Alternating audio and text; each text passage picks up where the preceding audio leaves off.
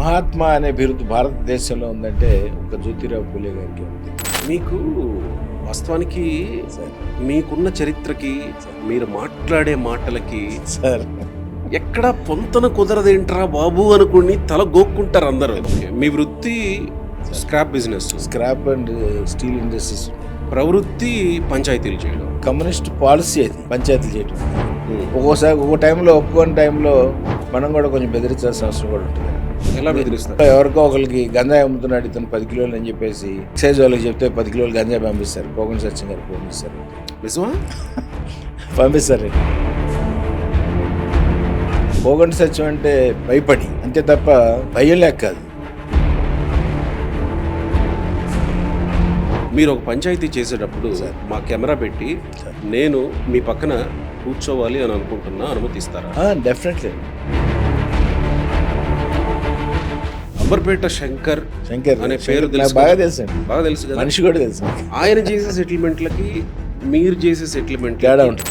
అమ్మవారి ఫోటోలో ఏవో జేబులో నుంచి కనబడుతూ అమ్మవారు సహజంగా విజయవాడ వాళ్ళకి 500 నోట్లు కనపడతాయి అని అంటారు. మీకు అమ్మవారి ఫోటో కనపడుతుంది. కృష్ణా జిల్లాకి అమ్మారు 500 నోట్లు పెట్టుకొని ఫోజులు పెడుతున్నారు. సత్యం గారు ఒక మాట, మీరేదో ఊరికే అలా ఒక చీకట్లో రాయేస్తున్నారా? నిజంగానే మీ బంధువుల ద్వారా రెడ్ బుక్ లో ఉన్న పేర్లు మీకు తెలిసాయా? మా బంధువుల ద్వారానే నాకు తెలుసు. టాప్ 2 పేరుని, రెడ్ బుక్ లో ఉన్న పేరుని పూర్తిగా అసలు మర్చిపోయారు. పూర్తిగా మర్చిపోయారంటే సెటిల్మెంట్ చేసుకున్నారు. ఎమ్మెల్యేలు మంత్రుల స్థాయిలో మీ దగ్గరికి సెటిల్మెంట్లు వస్తాయా సార్? వస్తాయి సార్. నా దగ్గర ఫోన్ చేసి పంపిస్తారు, నేను సెటిల్ చేస్తాను సార్. ఇవన్నీ ఒక ఎత్తు అయితే, వంగవీటి రాధా గురించి ఒక చర్చ ఉంది. ఆయన ఏంటి, ఎక్కడ, ఎందుకు పార్టీ, కూటమి పార్టీలు వదిలేసాయా? ఆయన కూటమి పార్టీలు వదిలేసాయా లేదా ఆయన ఏమన్నా కూటమి పార్టీలను వదిలేయబోతున్నాడా? మీకు బాగా దగ్గరే కదా. బాగా. ఎందుకు ఈ మధ్య కాలంలో వసంత కృష్ణ ప్రసాద్ మీద పడ్డారు మీరు? లాస్ట్ 5 years వైఎస్ఆర్ పార్టీలో ఉన్న 5 సంవత్సరాలు కూడా చాలా ఆనెస్ట్గా ఉన్నాడు. ఈ 175 నియోజకవర్గాల్లో కూడా దోపిడీ లేని నియోజకవర్గం ఇది లేదని చెప్పి నేను అనుకుంటున్నాను, ఒక సుజనా చౌదరి గారు తప్ప. నిజమా? వైసీపీ పార్టీ బతికి ఉండడానికి చంద్రబాబు మీద మోడీకి కోపానికి సంబంధం ఏంటి? అదే వైసీపీ పార్టీని ఇంకా ఆయన జేబులోనే పెట్టుకున్నారు.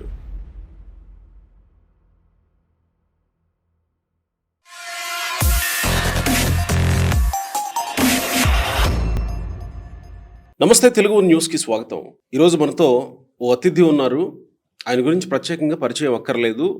ఆయన చరిత్ర గురించి ప్రత్యేకంగా నేను చెప్పాల్సిన పని లేదు, అందరికీ ఈ పాటికే తెలుసు. కోగంటి సత్యం గారు పారిశ్రామికవేత్త. ఆయనతో మాట్లాడాల్సిన అంశాలు ఉన్నాయి కాబట్టి నేను ఈరోజు ఇంటర్వ్యూకి ఆహ్వానించాను ఆయన్ని. నమస్కారం సత్యం గారు, బాగున్నారా? బాగున్నా సార్. దాదాపు 7-8 ఏళ్ళు అవుతుంది మిమ్మల్ని కలవక. అవును సార్. విజయవాడలో ఉన్నప్పుడు కలిసాము, ఇంటర్వ్యూలు చేస్తుండేవాళ్ళం. సార్, ఎలా ఉంది విజయవాడ? విజయవాడ ప్రస్తుతం బాగుంది, కానీ ఈ రోజున జ్యోతిరావు పూలే గారి జయంతి సందర్భంగా మరి ఆయనకి పుట్టినరోజు శుభాకాంక్షలు తెలియజేసుకోవాల్సిన అవసరం ఉంది. అదే కాకుండా మరి మహాత్మా అనే బిరుదు భారతదేశంలో ఉందంటే ఒక జ్యోతిరావు పూలే గారికే ఉంది. మీకు వాస్తవానికి సార్ మీకున్న చరిత్రకి మీరు మాట్లాడే మాటలకి సార్ ఎక్కడ పొంతన కుదరదేంట్రా బాబు అనుకుని తల గోక్కుంటారు అందరూ. కానీ కమ్యూనిస్టులు కాబట్టి. మీరు కమ్యూనిస్టులే సార్, కానీ మీకున్న చరిత్రకి, మీరు పేదవాళ్ళ గురించి మీరు మాట్లాడేదానికి, దేవుళ్ళ గురించి మీరు మాట్లాడేదానికి మీరు ఇంత పొలైట్ గా మాట్లాడుతూ ఉంటే ఈయనేనా కోగంటి సత్యం అంటే అని చాలా మందికి అనుమానం వస్తుంది. అంటే తెలియని వాళ్ళు అలా అనుకుంటారండి. ఒకసారైనా పరిచయం ఉండి నాతో మాట్లాడిన వాళ్ళు అయితే అట్లా అనుకోరండి. ఇక తెలియక ఈ దొడ్లోకి వెళ్ళాలంటే 10 మందినో 20 మంది దగ్గర నుంచి మారి అంతా చెక్ చేసి లోపలికి ఆయన దగ్గరికి పంపిస్తారేమో అని అనుకుంటారండి అందరు రాష్ట్రంలో అందరూ కూడా. కానీ అట్లా కాదండి, నా దగ్గర నేరుగా డైరెక్ట్గా వచ్చేసి మేము ఇద్దరే మాట్లాడుకుంటాం. వచ్చిన వాళ్ళతోటి డైరెక్ట్గా నేను మాట్లాడతా. అలా చాలా మంది అనుకుంటుంటారు, కానీ అట్లనే ఇందాక మనం అనుకుంటున్నట్టు జ్యోతిరావు పూలే గారు మరి మహాత్మా అనే బిరుదు ఆయన ఒక్కరికే ఉందండి. భారతదేశంలోనే మహాత్మా అనే బిరుదు జ్యోతిరావు పూలే అని అంటారు కదా. మహాత్మా అనే బిరుదు ఆ రోజుల్లో దానకర్ణుడిగా, విప్లవకారుడిగా ఆయన పేదవాళ్ళ కోసం పాటుపడ్డాడు కాబట్టి రాజులు, మహారాజులు ఇచ్చినటువంటి బిరుదు అది. కానీ గాంధీ గారికి కూడా మహాత్మా ఉంది కదా అని చెప్పి మీరు అడగొచ్చు బహుశా. మహాత్మా అనేది గాంధీ గారికి లేదండి. గాంధీ గారికి సర్వేపల్లి రాధాకృష్ణ గారు మహాత్మా గాంధీ అని చెప్పేసి లెటర్స్ రాయటం వల్ల ఆయన మహాత్మా అనేది వచ్చింది తప్ప, మహాత్మా అనే బిరుదు భారతదేశంలో ఉన్నది ఒక్క జ్యోతిరావు పూలే గారికే. కాబట్టి ఇవాళ ఆయన పుట్టినరోజు శుభాకాంక్షలు తెలియజేసుకుందాం. చాలా సంతోషం, సార్. చాలా సంతోషం సార్ ఇందాక అంటే ఇందాక మనం దాన్ని కంటిన్యూ చేస్తే సార్. మిమ్మల్ని ఎవరు అట్లా అనుకోరు. అవును సార్. మీ మీద ఉన్న కేసులో 30కి పైగా లేదు సార్, నా మీద ఉన్నాయి కదా? 7 కేసులు 8 కేసులు ఉన్నాయండి. అవన్నీ మర్డర్ కేసులే. లేదండి, 2 మర్డర్ కేసులు, తత్తిమా 307 ఇట్లా పోలీసు వాళ్ళు కావాలని పెట్టించినాయి. అటెంప్ట్ మర్డర్ కావాలని పెట్టి అవన్నీ కేసులు కొట్టేశారా? ఇంకా కోర్టులలో అన్ని కేసులు కొట్టేశారండి. ఒక రాహుల్ అని కోరాడ విజయ్ అనే వాళ్ళిద్దరిది సెటిల్మెంట్ రీసెంట్ మర్డర్ అంత 3-4 years అవుతుందండి. దాంట్లో సెటిల్ చేసి పంపించానండి. ఎందుకంటే సెటిల్మెంట్ చేయడం అనేది మా అన్నదమ్ములకి అలానే మా కమ్యూనిస్ట్ పార్టీకి ఇప్పుడు కాదు 50 ఏళ్ళ మట్టి మాకు అలవాటు కాబట్టి వాళ్ళిద్దరు కూడా వస్తే వాళ్ళిద్దరు సెటిల్ చేసి పంపించిన తర్వాత వాళ్ళకి పర్సనల్ ఫ్యామిలీ డిస్ప్యూట్స్ అయ్యి ఉండి వాళ్ళు తీసుకెళ్ళి చంపడం జరిగింది. దాంట్లో అన్యాయంగా నన్ను ఇరికిచ్చారు. ఓకే, అంతే తప్ప నాకు ఎటువంటి సంబంధం లేదండి ఆ కేసు మాత్రం. ఓకే, మీ వృత్తి scrap business, scrap and steel industries ఉన్నాయండి. ఓకే ఓకే, అవునండి. ప్రవృత్తి పంచాయతీలు చేయడం అంటే కమ్యూనిస్ట్ పాలసీ అది, పంచాయతీలు చేయటం అనేది. ఒక భార్యాభర్తలో లేకపోతే ఎవరైనా డబ్బులు ఎక్కొట్టారని చెప్పేసో ఎవరు మోసం చేశారని చెప్పేసి వస్తే పంచాయతీలు చేయటం అనేది మా కమ్యూనిస్ట్ పార్టీలో మా అన్నదమ్ములందరికీ కూడా అలవాటు, కమ్యూనిస్ట్ పార్టీకి అలవాటు. అంటే పంచాయతీలు చేయడం అంటే ఇప్పుడు అది ఓ ప్రజాస్వామ్య విరుద్ధమైనటువంటి పనిగా ప్రస్తుతం అనుకుంటారు, కానీ మీరేమో ప్రతిసారి కాదండి, అది సుప్రీంకోర్టు జడ్జిమెంటే ఉంది అని ప్రస్తావిస్తూ సుప్రీంకోర్టే కదండి. 2017లో చంద్రబాబు నాయుడు గారు ముఖ్యమంత్రిగా ఉన్న టైంలో కూడా చంద్రబాబు నాయుడు గారు కూడా ఒక జీవో ఇచ్చారు, ప్రైవేట్ పంచాయతీలు చేయొచ్చు, చేసి ఎక్కువ కోర్టుల్లో కేసులు లేకుండా సెటిల్మెంట్ చేసుకోవడం మంచిదనే ఉద్దేశంతో 2017లో బాబు గారు కూడా జీవో ఇచ్చారు. అట్లా పార్లమెంట్లో కూడా పాస్ చేశారు ఇది ఈ మధ్య. ఎందుకంటే లక్షల కేసులు పెండింగ్ ఉంటున్నాయి కాబట్టి ఆ సమస్యలు రచ్చబండ మీద వెనకటి రోజుల్లో పంచాయతీలు అవుతుండేవి కాబట్టి ఆ రోజుల్లో ఈ లక్షల కేసులు అంటే సహజంగా లాయర్ల దగ్గర, ఒక సీనియర్ కౌన్సిల్ దగ్గర ఆర్బిట్రేషన్ అనే పదం వింటుంటాం. అక్కడికి వచ్చి కొంత మధ్యవర్తిత్వం చేసి పంచాయతీలు అవుతూ ఉంటాయి.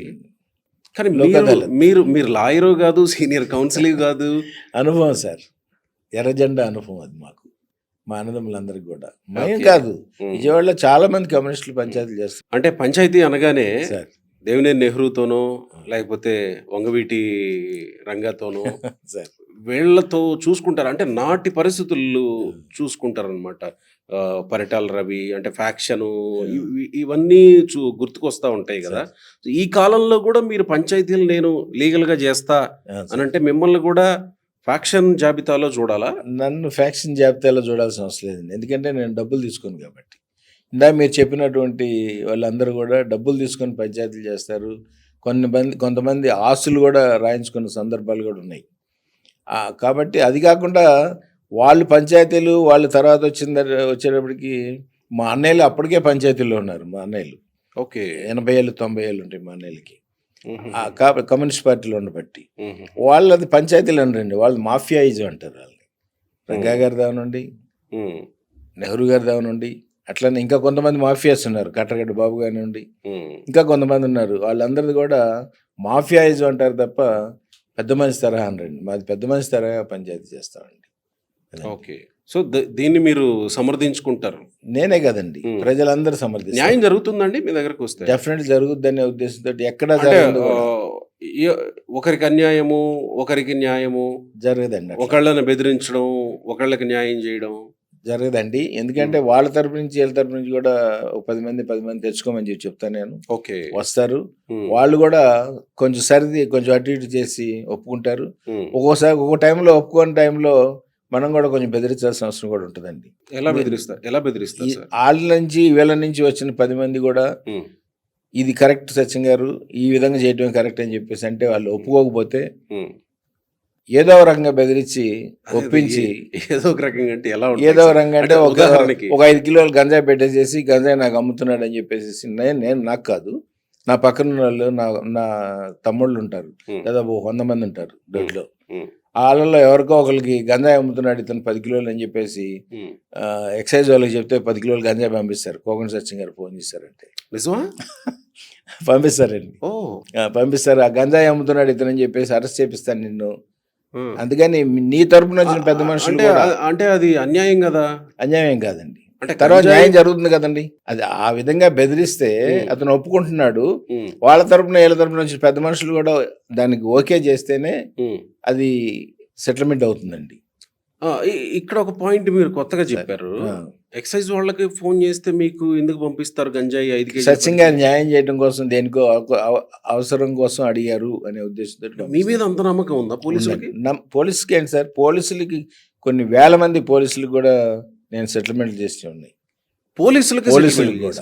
పోలీసులకి పొలిటీషియన్స్ కూడా కొంతమంది వాళ్ళ చేత కాకపోతే నా దగ్గర పంపిస్తే సెటిల్ చేసినటువంటివి ఉన్నాయి. చేస్తా, నేనే కాదండి, మా అన్నదమ్ములు అందరం చేసేవాళ్ళు. అంటే రీసెంట్గా ఒక ఇంటర్వ్యూలో సార్ తెలంగాణలో శ్రీశైలం యాదవ్ మాట్లాడింది చూస్తున్నా, తర్వాత మిమ్మల్ని చూస్తున్నా. ముఖ్యమంత్రికి కూడా ఒక విషయంలో నేను సెటిల్మెంట్ చేయాల్సి వచ్చింది ఒక ముఖ్యమంత్రి కానీ శ్రీశైలం యాదవ్ అని చెప్పాడు. అవసరం వచ్చింది, ముఖ్యమంత్రుల అవసరం వస్తుందండి. సో ఆ స్థాయిలో పోనీ ఎమ్మెల్యేలు మంత్రుల స్థాయిలో మీ దగ్గరకు సెటిల్మెంట్లు వస్తాయా సార్? వస్తాయి సార్, నా దగ్గర ఫోన్ చేసి పంపిస్తారు, నేను సెటిల్ చేస్తుంటాను సార్. ఉదాహరణకి ఇప్పుడున్న వాళ్ళు కానీ కాస్త రీసెంట్ గా గతంలో వైసీపీలో కానీ ఇప్పుడున్న కూటమిలో కానీ ఎవరన్నా వచ్చాయా? ఉన్నాయి సార్, సెటిల్ అయ్యా. రిటైర్ అయినటువంటి అంటే రిటైర్మెంట్ అంటే మాజీ మంత్రులు వాళ్ళ డబ్బులు కొంతమందికి ఇచ్చి, ఓకే, ఒక పెద్ద ఐపీఎస్ ఆఫీసర్ తాలూకా వాళ్ళకి ఇచ్చి ఆ డబ్బులు కూడా రాకపోతే నా దగ్గరికి వస్తే కూడా ఈ మధ్య కూడా 2 కోట్ల దాకా ఇప్పించడం జరిగింది. ఇంకో 3 కోట్ల దాకా రావాలి, ఈ నెలాఖరులోపు ఇస్తానని చెప్పి అన్నారు. ఎందుకంటే కోగంటి సత్యం అంటే భయపడి అంతే తప్ప భయం లేక కాదు, ఏదో చేసేస్తాడు, ఎందుకు వచ్చిందిలే ఇతనితోటి మన మాట అతని మాట వినకపోతే అంటే న్యాయం మనం 5 కోట్లు ఇవ్వాలా లేదా. మీ ఇమేజ్ పెంచుకోవడం కోసం బహిరంగంగా ఇంటర్వ్యూలలో కూడా ఇలాంటి విషయాల్ని సత్యం గారు చెప్తారా? ఇమేజ్ నిజంగానే జరుగుతుందా? నిజంగానే జరుగుతుందండి, ఇమేజ్ పెంచుకోవాల్సిన నాకు అవసరం లేదు. సత్యం గారు, నాకు ఒక ఆలోచన వచ్చింది ఇప్పుడు మీతో మాట్లాడుతుంటే. మీరు ఒక పంచాయతీ చేసేటప్పుడు మా కెమెరా పెట్టి నేను మీ పక్కన కూర్చోవాలి అని అనుకుంటున్నా, అనుమతిస్తారా? డెఫినెట్లీ అండి. మీరు పంచాయతీ ఎలా చేస్తారా? డెఫినెట్, మీరు కెమెరా తీసుకొని వస్తే ఓకే, జర్నలిస్టులు మేము ఆహ్వానిస్తాం కూడా. అందులో ఇప్పుడు 50 మంది తోటి కలిసి ఒక కోర్టు లాగా పెట్టి పంచాయతీలు చేయడానికి ప్రత్యేకించి ఒక 50 మంది ఆనెస్ట్ పోలీస్ ఆఫీసర్ని, రిటైర్డ్ జడ్జిల్ని. దాన్ని కోర్టు లాగా అని అంటారా? కోర్టు లాగానే. హైదరాబాద్ లో కూడా 2 చోట్ల ఎన్వి రమణ గారి ఆధ్వర్యంలో 2 కోర్టులు ఓపెన్ చేశారండి. ఇక్కడ ఆధ్వర్యంలో అంటే ఆయన ఆధ్వర్యంలో అంటే ఆయన వచ్చి ఓపెన్ చేశారు. అది ఓపెన్ చేశారు అంటే ఆయన సంబంధం లేదు. పంచాయతీలకు ఆయన ఆధ్వర్యం వహిస్తారు కాదండి, ఆయన వహించరు. ఎక్కడున్న 50 మంది నెంబర్లు వహిస్తారు. ఓకే, ఆ 50 మంది ఎవరు? ఇక్కడ లోకల్ పెద్ద మనుషులు. పెద్ద మనుషులు అంటే పొలిటికల్ సంబంధించిన వాళ్ళు కొంతమంది, రిటైర్ అయిన ఆఫీసర్స్ కొంతమంది, ఇట్లా రౌడీ షీటర్లు రౌడీ షీటర్లు ఉంటారండి. ఉంటారు కూడా కొంతమంది, వాళ్ళు కూడా ఉంటారు. అంటే ఇప్పుడు నా మీద రౌడీ షీట్ ఉంది. ఎందుకు ఉంది? కేవలం సురేంద్ర బాబు మీద యాంటీగా నేనేదో సాక్ష్యాలు చెప్పించి ఆయన అరెస్ట్ చేయించాననే ఉద్దేశంతో, వాళ్ళ ఉద్దేశంతో వాళ్ళు చేసిన. సురేంద్ర బాబు అంటే నాటి సిపి, విజయవాడ. అవునండి, విజయవాడ సిపి గారు 2003లో ఆయన వాస్తవంగా ఎన్కౌంటర్ చేశాడు కాబట్టి పౌర హక్కుల సంఘం వాళ్ళు కోర్టులో ఆర్గ్యుమెంట్ చెప్పారు. అలా జడ్జిమెంట్ కూడా ఆయన్ని అరెస్ట్ చేయమని చెప్పేసి ఆర్డర్ ఇవ్వడం జరిగింది. అట్లా ఆ విధంగా కోగంటి సత్యం అంత పెద్ద ఆయన లేకపోతే సురేంద్రబాబు మీద సాక్ష్యం చెప్పి అంత మగాడు ఉన్నాడా అనే ఉద్దేశంతో నా మీద పోలీసు వారు, సురేంద్రబాబు గారి నా మీద రౌడీ షీట్ ఓపెన్ చేయించారు. ఆయన కేవీ రామారావు అని సర్కిల్ ఇన్స్పెక్టర్ చూడండి, ఆయన చేశాడు. అంటే మీరు చేస్తున్న కొన్ని పనుల వల్ల మీ మీద రౌడీ షీట్ ఓపెన్ అవ్వాలా? లేదండి, సాక్ష్యం చెప్పించినందుకు రౌడీ షీట్ ఓపెన్ అయ్యింది. అవునండి, కేవలం ఆ సాక్ష్యం చెప్పించిన తర్వాతే రౌడీ షీట్ ఓపెన్ చేశారు. ఎందుకంటే మేము చేస్తున్న ఈ పంచాయతీలు ఎప్పటి నుంచో ఉన్నాయండి. ఓకే. అప్పటి నుంచి చేయకుండా అప్పుడే కావాలని కేవీ రామారావు అని అతను పంచాయతీ చేస్తే ఇందాక మీరు అడిగారు. ఉమ్, కేవీ రామారావుని అప్పుడు ఉమ్మడి రాష్ట్రం, మరి ఏసీబీ డైరెక్టర్ కూడా అమ్మాయిలు తెరిచాడు ఆయన. కేవీ రామారావు అని అతను ఏది అప్పుడులో ఇన్ఛార్జ్ అక్కడ 3-4 జిల్లాలకి. ఆయనకి కూడా తెలియకుండా హైదరాబాద్లో డీజీతో మాట్లాడి అక్కడి నుంచి పట్టుకొచ్చేసింది. ఎందుకంటే నా మీద షీట్ ఓపెన్ చేయించాడు కాబట్టి నేను ఆ పని చేశానండి. ఓ ఎందుకంటే కక్ష ఏంటి, నేను ఏంటి, రౌడీని ఏంటి, ఇన్ని వేల మంది లక్షల మంది నా గురించి చెప్పుకుంటుంటే, నా గురించి మంచిగా చెప్పుకుంటుంటే ఉమ్, ఈ విధంగా చేశాడు అని చెప్పేసి చంచల్గూడ జైల్లో 19 రోజులు లోపల పెట్టించానండి, ఏసీబీ రైడ్ చేయించి. ఎందుకంటే అక్కడ లోకల్లో ఉన్న ఆయన నన్ను తర్వాత అడిగారు, సచిన్ గారు నాకు చెప్పకుండానే మీరు డైరెక్ట్గా అక్కడి నుంచి తీసుకొచ్చి అరెస్ట్ చేయించారంటే, సార్ మీకు చెప్తే ఎలా సార్, మీకు అమ్మాయిలు తరుస్తాడు కదా సార్ ఆయన కేవీ రామారావు అని ఆయన, అందుకని చెప్పి మీకు తెలియకుండా నేను చేశాను సార్, నాకు తప్పైపోయింది. తప్పేం కాదనుకుంటున్నాను నేను, కానీ మీరు అడిగారు కాబట్టి తప్పైపోయింది అని చెప్తున్నాను నేను. ఉమ్. కానీ నేను మాత్రం 19 రోజులు లోపల పెట్టించాను మాట వాస్తవం. అలా చేస్తానండి, ఎందుకంటే నా మీద కావాలని నా మీద రాయేస్తే మాత్రం నేను ఊరుకోనండి, నేను ఒప్పుకోను కూడా. అప్పుడు డీజీ స్థాయిలో చేయగలిగారు. అవును సార్, ఇప్పుడు కూడా చేయగలుగుతారు. చేయగలను సార్, ఇప్పుడు కూడా 2 తెలుగు రాష్ట్రాల్లో.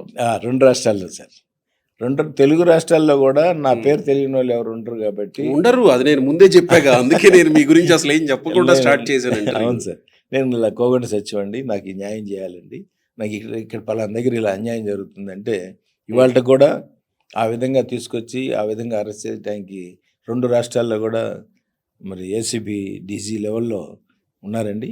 అట్లనే ఆంధ్ర తెలంగాణ రాష్ట్రాల్లో డీజీపీలతో కూడా అలానే బోల్డ్ మంది ఐజీలు ఉన్నారండి. ఇప్పటికీ పని అయిపోతుందా? నా ఫ్రెండ్స్ సత్యం గారిని సంప్రదిస్తే అవుద్దండి, న్యాయం జరుగుతుంది. అవుద్దండి, ఇప్పటికీ అవుద్దండి. ఎలాంటి వ్యక్తి అయినా, అవతల వ్యక్తి ఎవరైనా స్థాయి వ్యక్తి అయినా, ఏ స్థాయి వ్యక్తి అయినా సరే, ఎందుకంటే న్యాయం కోసం అడుగుతాను నేను కాబట్టి వాళ్ళు కూడా ఆలోచించి న్యాయం కోసం అడుగుతున్నారు కాబట్టి అనే ఉద్దేశంతో వాళ్ళు దిగొస్తారు. మీలాంటి వాళ్ళు అక్కడక్కడ సిటీల్లో 2-3 ఉంటే సరిపోతుంది కదా సార్, ఇంకా పోలీసులు, చట్టాలు, న్యాయ వ్యవస్థ ఇవన్నీ చాలు సార్. ఇన్ని లక్షల మంది, ఇన్ని కోట్ల మంది జనం, 5 కోట్ల మంది జనంలో 2 కోర్టులే పెట్టారు మొన్న ఎన్వి రమణ గారి ఆధ్వర్యంలో. ఇక్కడ 2 కోర్టులు ఓపెన్ చేశారు. నేను అంటున్నది అదే, మనకి హైకోర్టు, జిల్లా మ్యాజిస్ట్రేట్లు, చాలు జైళ్ళు, తర్వాత పోలీసులు వ్యవస్థ, ఇంత పెద్ద వ్యవస్థ అంతా లేకుండా మీలాంటి వాళ్ళు ఉంటే సరిపోతుందేమో. చాలు సార్, ఇన్ని కోట్ల మంది జనంలో నాలాంటి వాళ్ళు ఉంటే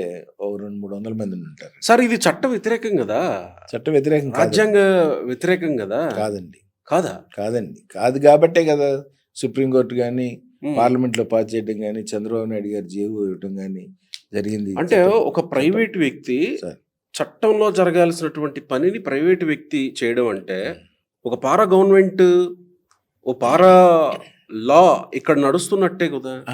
ఒక గవర్నమెంట్ నడవడం అనేది అది మాఫియాస్ చేసేది అది. ఓకే, అంతేగాని మాది మాత్రం అట్లా అనుకోవద్దండి.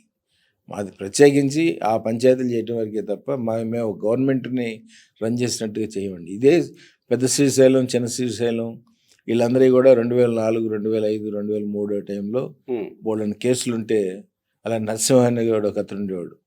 అలానే నాకు తెలిసిన జడ్జీలతోటి చెప్పి ఆ కేసులు కూడా కొట్టేయించానండి ఆ రోజుల్లో, ఆ వెనకటి రోజుల్లో. ఇది శ్రీశైలం యాదవ్, శ్రీశైలం, చిన్న శ్రీశైలం, నర్సింగ్ అని ఒక అతను ఉండేవాడండి. అలానే సేనాపతి, ఇట్లా చాలా మంది, దాదాపు నాకు 100 మంది ఫ్రెండ్స్ ఉన్నారండి హైదరాబాద్లో, మాజీ పెద్ద రౌడీలు అప్పుల్లో. అలానే మన కుంటి జ్ఞానేశ్వర్ గారు కానివ్వండి, జ్ఞానేశ్వర్ గారు కూడా పంచాయతీలు నేను చేశానండి. ఇవాళ తర్వాత వీళ్ళంతా ఈ సైట్లు వాల్యూలు పెరిగిపోయి ఈ భూములన్నీ కూడా కొన్ని కబ్జాలు చేసి కొన్ని డాక్యుమెంట్స్ పుట్టించి వీళ్ళంతా పెద్ద పెద్ద కోటేశ్వరులు, 100,000 కోట్లు. అంటే మీరు ఏదో ఇంటర్వ్యూలో మాట్లాడుతూ ఒక మాట అన్నారు, మీ గురించి శోధిస్తున్నప్పుడు, రౌడీ ముదిరితే రాజకీయ నాయకుడు అవుతాడు అని. అలా అయ్యారా వీళ్ళంతా కూడా? వీళ్ళంతా అలా అయ్యారండి. రౌడీ కాలేకపోయారు? నేను అవునండి, నేను ఎంత ముదిరినా కానీ రాజకీయ నాయకుడు, కమ్యూనిస్ట్ పార్టీ అభిమానిగానే ఉంటాను. ఏదో ఒక రోజున పోటీ అంటూ చేయడం జరిగితే ఎర్ర జెండా కింద పోటీ చేస్తుంది తప్ప ఇంకో జెండా కింద ఎలక్షన్లో పోటీ. రైట్. మనం అక్కడికి రాజకీయాల్లోకి వెళ్ళబోయే ముందు నాకు ఇంకో ప్రశ్న ఉంది.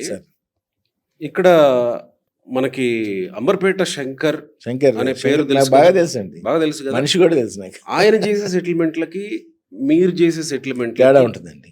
ఏంటి తేడా? వీళ్ళంతా డబ్బు తీసుకుంటారు, నేను డబ్బు తీసుకోనండి. ఇంకా శంకర్ గారిని అడగండి, ఉమ్, నా సంగతి చెప్తాడు.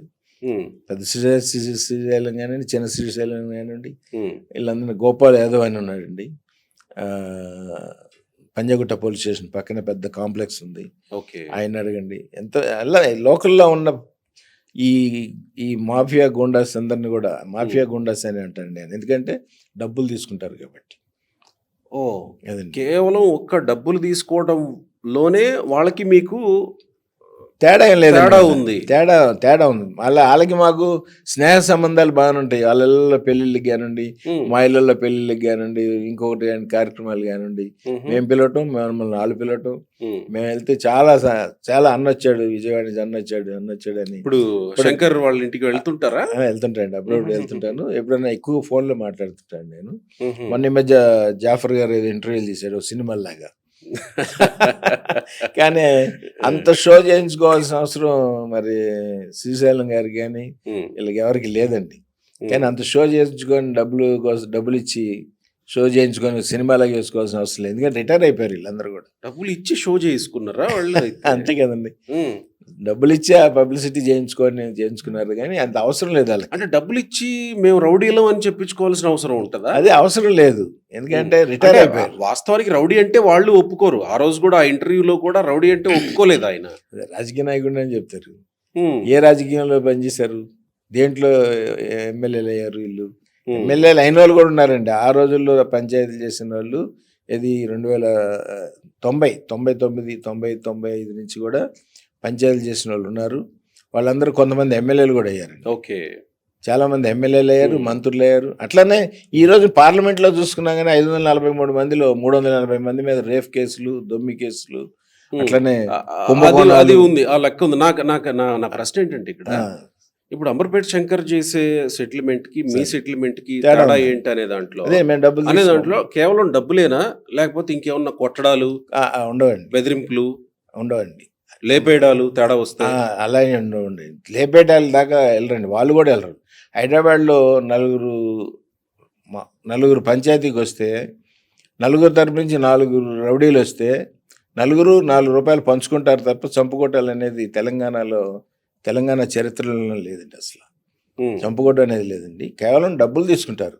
పంచాయతీ చేస్తే, సెటిల్మెంట్ చేస్తే ఇంత పర్సంటేజ్ అనో, ఉమ్. లేదా ఇన్ని ఎకరాలు చేస్తే ఇన్ని ఎకరాలను తీసుకుంటారు తప్ప వీళ్ళు కేవలం చంపటాలు అంటే అలాంటివి మాత్రం లేవు. పర్సంటేజ్ తీసుకుంటారు. అంతేనండి. ఉహుహుహు. అది నాకు ఇష్టం ఉండదండి. కానీ ఏం చేస్తాం, వాళ్ళు బ్రతుకు తెరువు, అది వాళ్ళ బిజినెస్ అది అని అనుకుంటాను. ఉమ్, కానీ నాకు వ్యాపారాలు ఉన్నాయి, నాకు అవసరం లేదు కాబట్టి నేను తీసుకోవట్లేదు.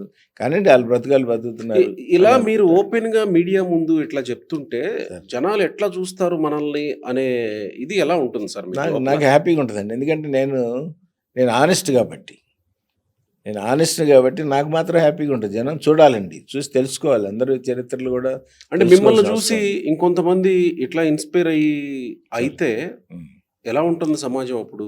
నా గురించి నేను డబ్బులు తీసుకుంటాను అనో, లేదా నేను మీరు డబ్బులు తీసుకుంటారని కదా, సెటిల్మెంట్ల వ్యవహారాన్ని ఇంకెవరైనా ఇన్స్పైర్ అయ్యి ఇలా చేస్తే చేయొచ్చండి.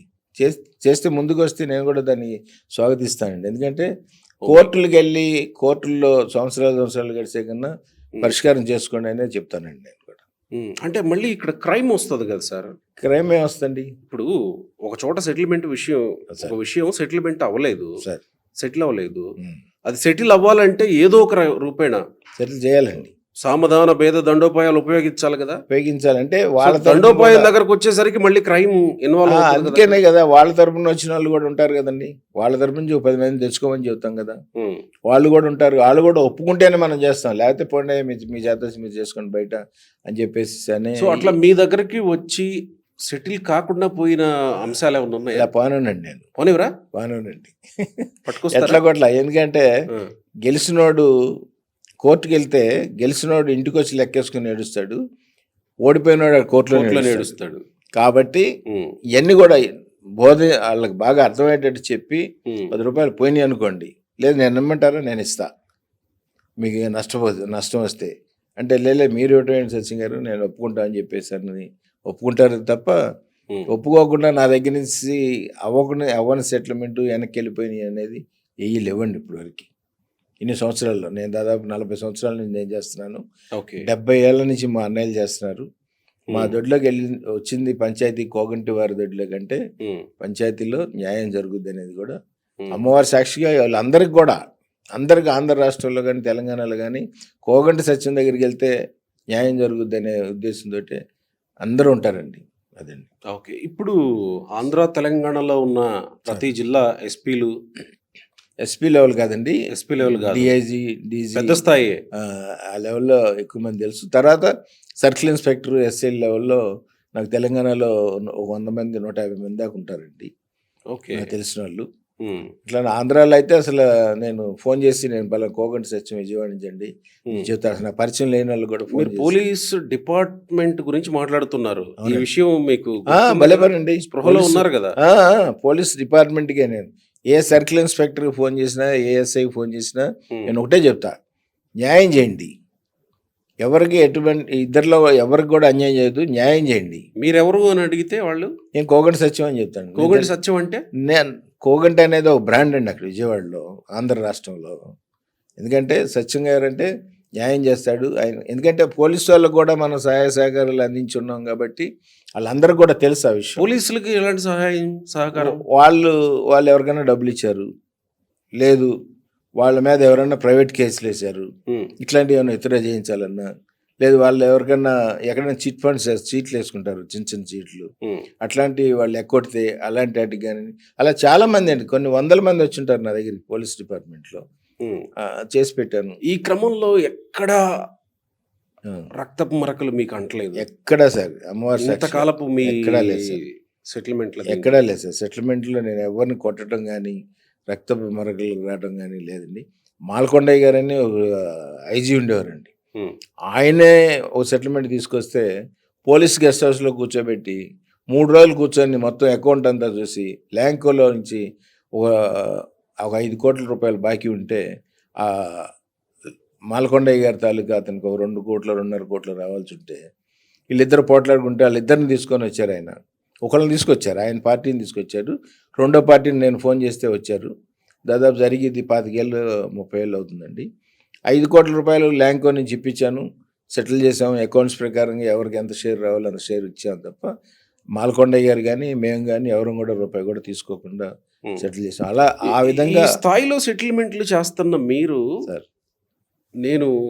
నేను వేసుకున్న వైట్ షర్ట్ లాంటి వాడినే అని మీరు అంటారు. అవునండి. అమ్మవారి ఫోటోలో ఏవో జేబులో నుంచి కనబడుతూ అమ్మవారే అండి. సహజంగా విజయవాడ వాళ్ళకి 500 నోట్లు కనపడతాయి అని అంటారు, మీకు అమ్మవారి ఫోటో కనపడుతుంది. కృష్ణా జిల్లాకి అమ్మారు 500 నోట్లు పెట్టుకొని ఫోజులు నాకు పొలం అది వింటుంటాం సహజంగా. నిజమండి, నేను చిన్నప్పుడు కూడా చూసేవాళ్ళం. అవునా? బీసన్ రోడ్ లో 100 రూపాయల నోట్ పెద్దది ఉండేది అప్పుడులో, ఇట్లా కనబడేటట్టుగా అటు ఇటు తిరుగుతుండేవాళ్ళండి. అక్కడ హోటల్ ఉండేది. ఓకే. హోటల్ దగ్గర. ఓకే, నేను అదే అంటున్నా, మీరు ఇంతకాలం నుంచి చేస్తుంటే మీ షర్ట్ లాగే తెల్లగా ఉన్నాను నేను అని మీరు అంటారు, జనాలు నమ్ముతారా? నమ్ముతారండి, డెఫినెట్లీ నమ్ముతారండి. ఎందుకంటే జైలుకి ఎన్నిసార్లు వెళ్ళొచ్చారు? జైలుకి నేను 2-3 సార్లు వెళ్ళాను. రీసెంట్ గా వెళ్ళి వచ్చింది రాహుల్ దండి, 4 ఏళ్ళ నాడు విజయవాడ డివి మేనర్ దగ్గర జరిగిన మాట. నేను సెటిల్ చేశానండి, అసలు చంపాల్సిన అవసరం లేదు. ఆ కుర్రాడు తీసుకెళ్లి కోరాడు విజయ్ అని అతను తీసుకెళ్ళి ఆ కుర్రాడు. కోరాడు విజయ్ ఎవరు? అతను రాహుల్ అని చనిపోయిన అతని పార్ట్నర్ అండి. అతనికి మీకేంటి సంబంధం? వీళ్ళిద్దరు కలిసి నా దగ్గరికి వచ్చారండి, మాది సెటిల్ చేయండి అని. సెటిల్మెంట్ కోసం వచ్చారు. సెటిల్మెంట్ కోసం వచ్చారు, సెటిల్ చేశారు. సెటిల్ చేశాను నేను. ఈ రకంగా సెటిల్ చేశారా? ఈ రకంగా చేయలేదండి, వాళ్ళు మర్యాదగానే ఉన్నారు ఇద్దరు కూడా. నేను ఫ్రాడ్ చేసిన మాట వాస్తవం అని చెప్పేసి రాహుల్ ఒప్పుకున్నాడు. అయితే ఫ్రాడ్ చేసి ఉంటే ఆ ఫ్యాక్టరీలో షేర్ అతను రాసిపోయాను, ఎంత ఫ్రాడ్ చేస్తే అంత అని చెప్పి రాయించానండి. నేను రాయించిన తర్వాత సరే వదిలేసి వస్తానని చెప్పేసి తీసుకెళ్ళి కోరాడు విజయ్ అతన్ని కుర్రాడిని చంపేశాడు. ఈ కోరాడు విజయ్ కూడా చిన్నాడు కాదండి, 3 సార్లు కౌన్సిలర్గా గెలిపించాను నేను మల్లాది విష్ణు మీద. 2 సార్లు గెలిపించాను, 3ఓసారి కోఆప్షన్ నెంబర్ కూడా చేయించా ఆ కుర్రాడిని. ఎందుకంటే వాళ్ళ తాతగారు కూడా మేయరు ఐతారాములు గారు, వాళ్ళ నాన్నగారు 69 నుంచి కౌన్సిలరు, కార్పొరేటర్ కూడా. మొన్న చనిపోయే వరకు కూడా ఆయనే కౌన్సిలర్ మా డివిజన్కి. మా డివిజన్ అంటేనే సిపిఎం, మా డివిజన్ అంటేనే ఎక్కడున్నా సరే సిపిఎం పార్టీ ఏ డివిజన్ అంటే కృష్ణలంకలో బలరామపురం అని చెప్పేసి అంటారండి. రైట్. అట్లా ఆ కుర్రాడు కూడా మంచి వాల్యూ ఉన్న కుర్రాడే, కానీ ఏదో పర్సనల్ దీని మీద అలా చేయాల్సి వచ్చిందేమో, అయినా కానీ చేయటం తప్పని చెప్పేసి నేను ఖండిస్తున్నాను. రైట్. ఎలా ఉంది మీ దొడ్డి ఇప్పుడు? మా దగ్గర బ్రహ్మాండంగా ఉంటుందండి ఎప్పుడు కూడా, మూడు ఎప్పుడు కలకల్లాడు. మూడు మూడు బెదిరింపులు, 4 పంచాయతీలతోటి బెదిరింపులు అంటే నేను చెప్పాను కదండి, 100 పంచాయతీల్లో ఒకటి కూడా బెదిరింపు ఉండదండి. ఏదైనా ఒకటి ఉండొచ్చు. సరే, మీరు అవకాశం ఇస్తా అన్నారు కాబట్టి డెఫినెట్ గా నేను కెమెరా పట్టుకొని వస్తాను, మీ పక్కన కూర్చుంటాను, మీ సెటిల్మెంట్ ఎలా ఉంటాయో చూస్తాను ఒకసారి. దట్టు ఇప్పుడు దొడ్డిపోయి కార్పొరేట్ ఆఫీస్ రూమ్ లో వస్తున్నాయి అని అంటున్నారు కదా? లేదండి, అదే కదా చెప్పారు. హైదరాబాద్ మందిని కోసం ఎదుగుతుంటే ఇవాళ వరకు నాకు ఆనెస్ట్ గా ఉన్న వాళ్ళు ఒక 20 మంది దొరికారండి. హానెస్ట్ అంటే మీరు వెతికే హానెస్ట్ ఎలాంటి హానెస్ట్? అది అంటే రూపాయి తీసుకోకూడదు, వాళ్ళు ఎట్లా బతకాలి మరి? నేను చేస్తానండి. వాళ్ళకి వెళ్ళటానికి డీజిల్ కానివ్వండి, పెట్రోల్ కానివ్వండి, వెళ్ళటానికి రావడానికి ఖర్చులు కానివ్వండి, అలానే బ్రతకలేని పరిస్థితిలో ఉన్న వాళ్ళు ఇవాళ ఎవరు లేరండి. రిటైర్డ్ జడ్జిలు, రిటైర్డ్ ఐపీఎస్, ఐఏఎస్లు కొంతమంది, అలాంటి వాళ్ళని పెట్టుకుంటున్నాను నేను కూడా. పెట్టుకొని వాళ్ళు కూడా తీసుకొని ఉండొచ్చు అంతకుముందు, కానీ ఈ దొడ్లోకి వచ్చిన తర్వాత తీసుకోవడానికి వీల్లేదు. మీకు ఏ అవసరం వచ్చినా సరే నేను ఇస్తాను. అవసరమైతే సంవత్సరం 1 కోటి 2 కోట్లు అవుతాయండి, అంతకన్నా ఎక్కువ వాళ్ళకి. ఇప్పుడు దానికి ఏం పేరు పెడతారు ఆఫీస్కి? కోగంటి సత్యం దొడ్డి అని పెడతారా? కాదండి, వాళ్ళందరూ ఏది నిర్ణయిస్తే అది న్యాయస్థానానికి అనుకూలంగా. మీకు బాగా పేరు వచ్చిన ఇది అదే కదా, దొడ్డి అనేది సహజం అయిపోద్దండి. అది దొడ్డి అనేది ఏదో మన ఊర్లలో మనం పిలుచుకుంటూ ఉంటాం, కానీ కోగంటి సత్యం గారి దొడ్డి అనేది, నెహ్రూ గారి దొడ్డి అనేది, రంగా గారి బిల్డింగ్ అనేది, ఈ 3 మాత్రం ఉన్నాయండి. ఆ 2 లేచి మరి ఇప్పుడు కూడా దీనికి కూడా ఈ కార్పొరేట్ ఆఫీస్ కూడా దొడ్డి అని పేరు పెడతారా? పెట్టమండి. ఈ జడ్జెస్, ఈ మెంబర్స్ అందరు కలిసి ఒక పేరు ఏదో ఒకటి, ఎందుకంటే మంచి పేరు ఉండాలండి ఇది. దీనికి వెళ్తే న్యాయం జరుగుద్ది అనే ఒక మనుషుల్లో అవగాహన వచ్చే విధంగా మంచి పేరు చూసి పెడతాం. కానీ నా పర్సనాలిటీ నేను ఎందుకు చెప్తున్నా అంటే, నాకు కొడుకులు లేరు, నాకు 2 కూతుర్లే. కానీ ఈ పంచాయతీలు అనేది పర్మనెంట్ అయితే మంచి పేరు ఉంటుంది. నేనున్నా లేకపోయినా సరే తతిమా మిగిలిన వాళ్ళైనా సరే దీన్ని కంటిన్యూ చేస్తారనే ఉద్దేశంతో నేను ఈ కోర్టు పెడుతున్నానండి. రైట్. ఇప్పుడు మీ ఇంకో కోణం గురించి మాట్లాడదాం సార్. ఇందాక మీరు అన్నట్టే సార్, రౌడీ ముదిరితే రాజకీయ నాయకుడు అని అన్నారు. అవును సార్. మీరు ఎందుకు కాలేకపోయారు? అఫ్ కోర్స్ మీ మీద రౌడీ షీట్ ఉంది కాబట్టి సార్, మిమ్మల్ని కూడా మేము ఆ కోణంలోనే చూస్తాం. మీరు ఎందుకు రాజకీయ నాయకుడు కాలేకపోయారు? ఇంకొకటి, మీరు రాజకీయ నాయకుల్ని గెలిపిస్తారు, ఓడిస్తారు. అవును సార్. మీరు మాత్రం రాజకీయ నాయకుడు కాలేకపోయారు. అవునండి. ఎందుకు అంటే ఈ రాజకీయాల్లోకి వెళ్ళిన కాడి నుంచి అండి, రాజకీయం రొచ్చండి.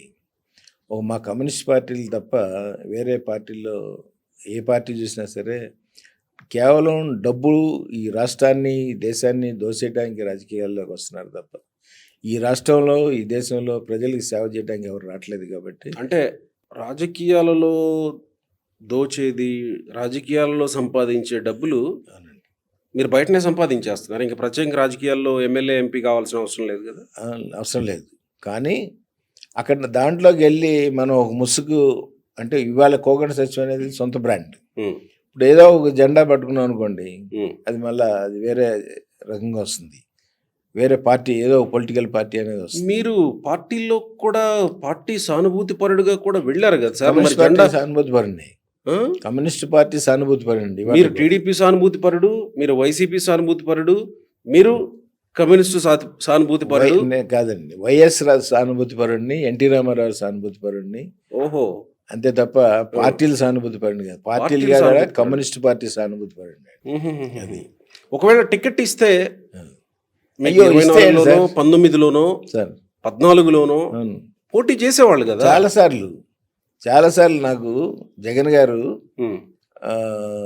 అట్లానే చనిపోయారు గౌతమ్, మినిస్టర్ కూడా చేశారు. అవును, గౌతమ్ రెడ్డి గారు, వీళ్ళందరూ కూడా, అలానే విజయసాయి రెడ్డి గారు అడగండి, సుబ్బారెడ్డి గారిని అడగండి, వీళ్ళందరూ కూడా 2014లో సీట్ నాకు ఇస్తే, ఎంపీ సీటు 7 నియోజకవర్గాలకి 7 మూలు 21 కోటి ఇవ్వండి అని చెప్పి అన్నారండి.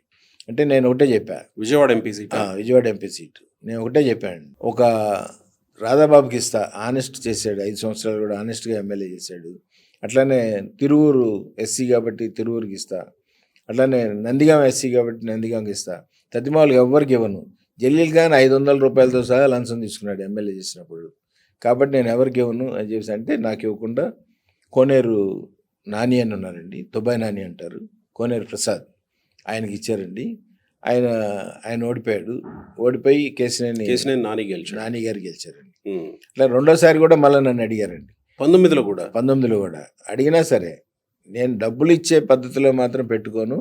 నేను డబ్బులు కాజేయను కాబట్టి, డబ్బులు తీసుకోను కాబట్టి నాకు ఫ్రీగా సీట్ ఇస్తే పోటీ చేస్తాను. ఆ 3 నియోజకవర్గాలు నేను చూసుకుంటాను, విజయవాడకు సంబంధించినవి అని చెప్పి చెప్పానండి.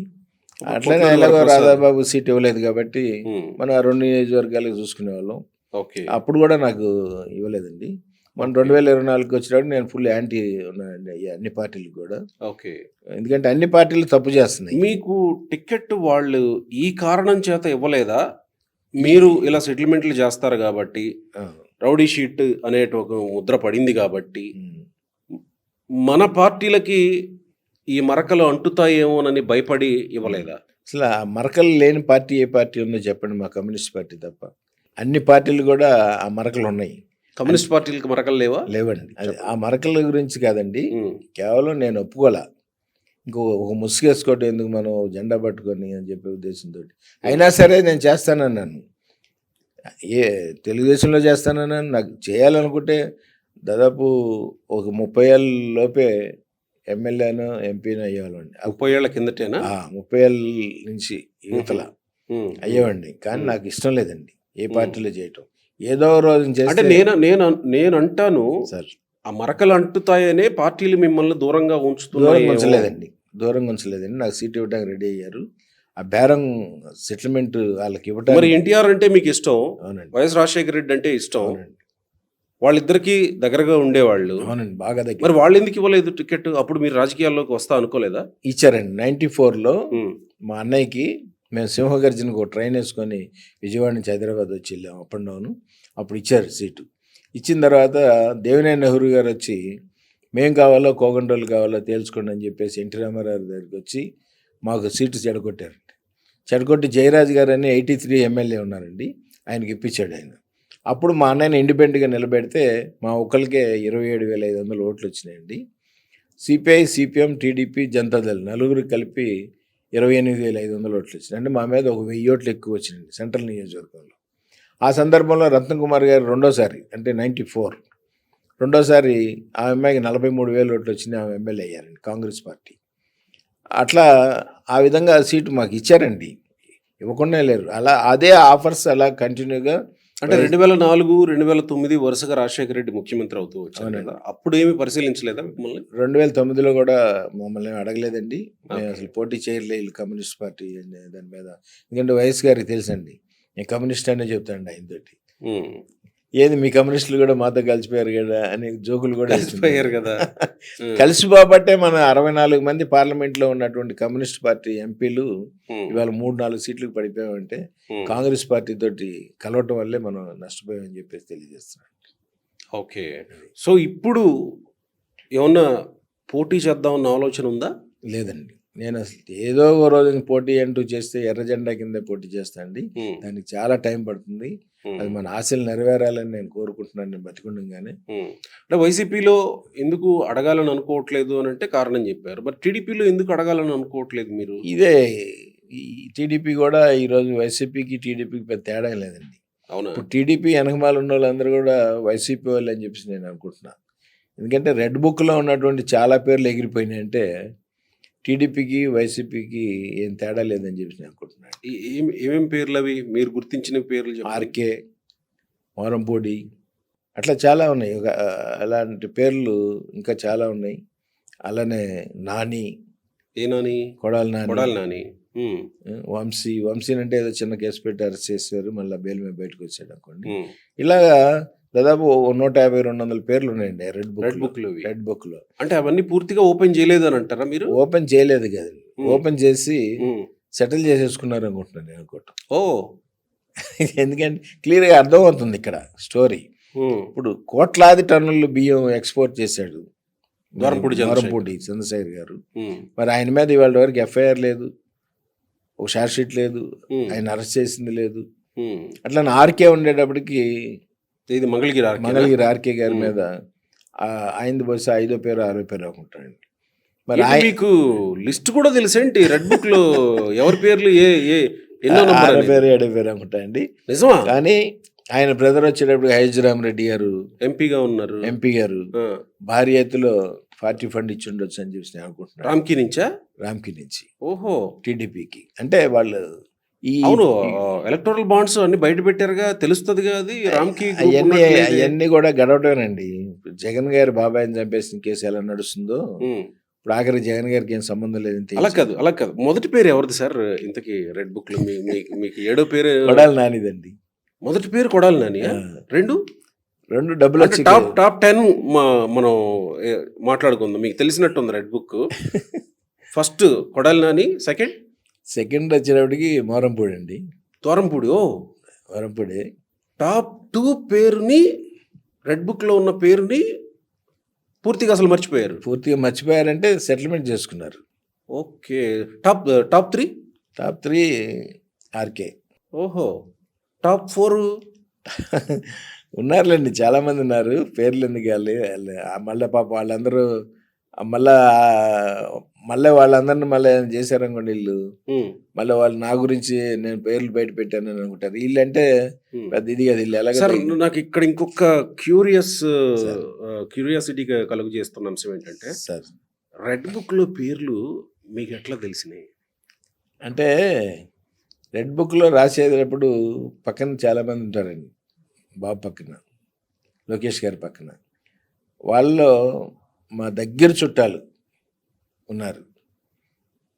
అంటే ఇప్పుడు ఒకవేళ జాగ్రత్త పడితే జాగ్రత్త పడతారేమో, ఇది జాగ్రత్త పడితే పడినండి. కానీ ఇంకా రెడ్ బుక్ అనేది ఇంకా తెరవటం అనేది జరగదండి. రెడ్ బుక్ మూసేశారు కాబట్టి ఈ వైఎస్ఆర్ పార్టీ సత్యం గారు, వాళ్ళ ఒక్క మాట అరాచకాలు సార్. ఇంకా పెరుగుతున్నాయండి. సత్యం గారు ఒక మాట, సార్ మీరేదో ఊరికే అలా ఒక చీకట్లో రాయేస్తున్నారా? నిజంగానే మీ బంధువుల ద్వారా రెడ్ బుక్ లో ఉన్న పేర్లు మీకు తెలిసాయా? మా బంధువుల ద్వారానే నాకు తెలుస్తుందండి పేర్లు. నేను లోకేష్ గారి పాదయాత్రలో ఉమ్. దాదాపు కవరేజ్ కోసం చిత్తూరు నుంచి విజయనగరం వరకు నేను వెళ్ళాను. చాలా చోట్ల చాలా చోట్ల వెళ్ళాను. ఎక్కడ ఎవ్వరు ఆయన రెడ్ బుక్ లో పేరు రాసుకునేటప్పుడు ఎవ్వరు పక్కన ఉండరు అనే విషయమే చెప్పారు ఇప్పటి వరకు. కానీ మీరు చెప్తున్న దాని ప్రకారం ఎవరో ఉన్నారండి, డెఫినెట్లీ ఉన్నారు. కానీ ఈ రెడ్ బుక్ మూసేసినట్టే అండి. రెడ్ బుక్ ఇంకా తెరవరండి ఇంకా. ఓకే. సో వైసీపీకి టీడీపీకి తేడా లేదు కాబట్టి నేను ఆ పార్టీల్లో పోటీ చేయాలని అనుకోవట్లేదు అని అంటారు మీరు. అంతే అండి, రెండు పార్టీలకి తేడా. కానీ 2024లో వైసీపీ టికెట్ ఇస్తే పోటీ చేద్దామని మీరు అనుకున్నారు కదా, వాస్తవం కదా? లేదండి, జగన్మోహన్ రెడ్డిని ఆకాశానికి ఎత్తేసారు, చంద్రబాబునేమో దుర్మార్గుడు దుష్టుడు అని అన్నారు. దుర్మార్గుడు దుష్టుడు అనలేదండి, మీరు అన్నారండి. పేపర్లు చూసి పేపర్లో ఉన్నట్లని దాన్ని ఇది కరెక్ట్ అది కరెక్ట్ కాదు అని చెప్పేసి నేను ఇంటర్వ్యూలు ఇచ్చాను తప్ప చంద్రబాబు నాయుడు దుర్మార్గుడు దుష్టుడు అని చెప్పి నేను ఎప్పుడు అనలేదండి. అన్నారు ఒక ఇంటర్వ్యూలో అన్నారు, నేను చూశాను. మీరు సార్ మళ్ళీ ఒకసారి చూడండి. డెఫినెట్గా రెండు రాష్ట్రాల్లో కాడికి ఆంధ్ర రాష్ట్రంలో ఎట్లా ఉన్నా తెలంగాణ ఇంత డెవలప్ అవడానికి కారణం చంద్రబాబు నాయుడు గారే. చంద్రబాబు నాయుడు గారి వల్లే ఈ తెలంగాణ రాష్ట్రం. మీరు ఎక్కడ దుర్మార్గుడు అన్నారంటే, మీకు బొండ ఉమ్మకి వచ్చిన వివాదం తెలుసు కదా. అవునండి. ఆ వివాదం నేపథ్యంలో నేను పిలిచాను ఆయన్ని ఓపెనింగ్ వినాయక విగ్రహం దగ్గరికి రమ్మని. అవునండి, రాలేదు. తర్వాత ఈ దుర్మార్గుడు ఇక్కడికి వచ్చాడు అన్నట్టు మాట్లాడారు.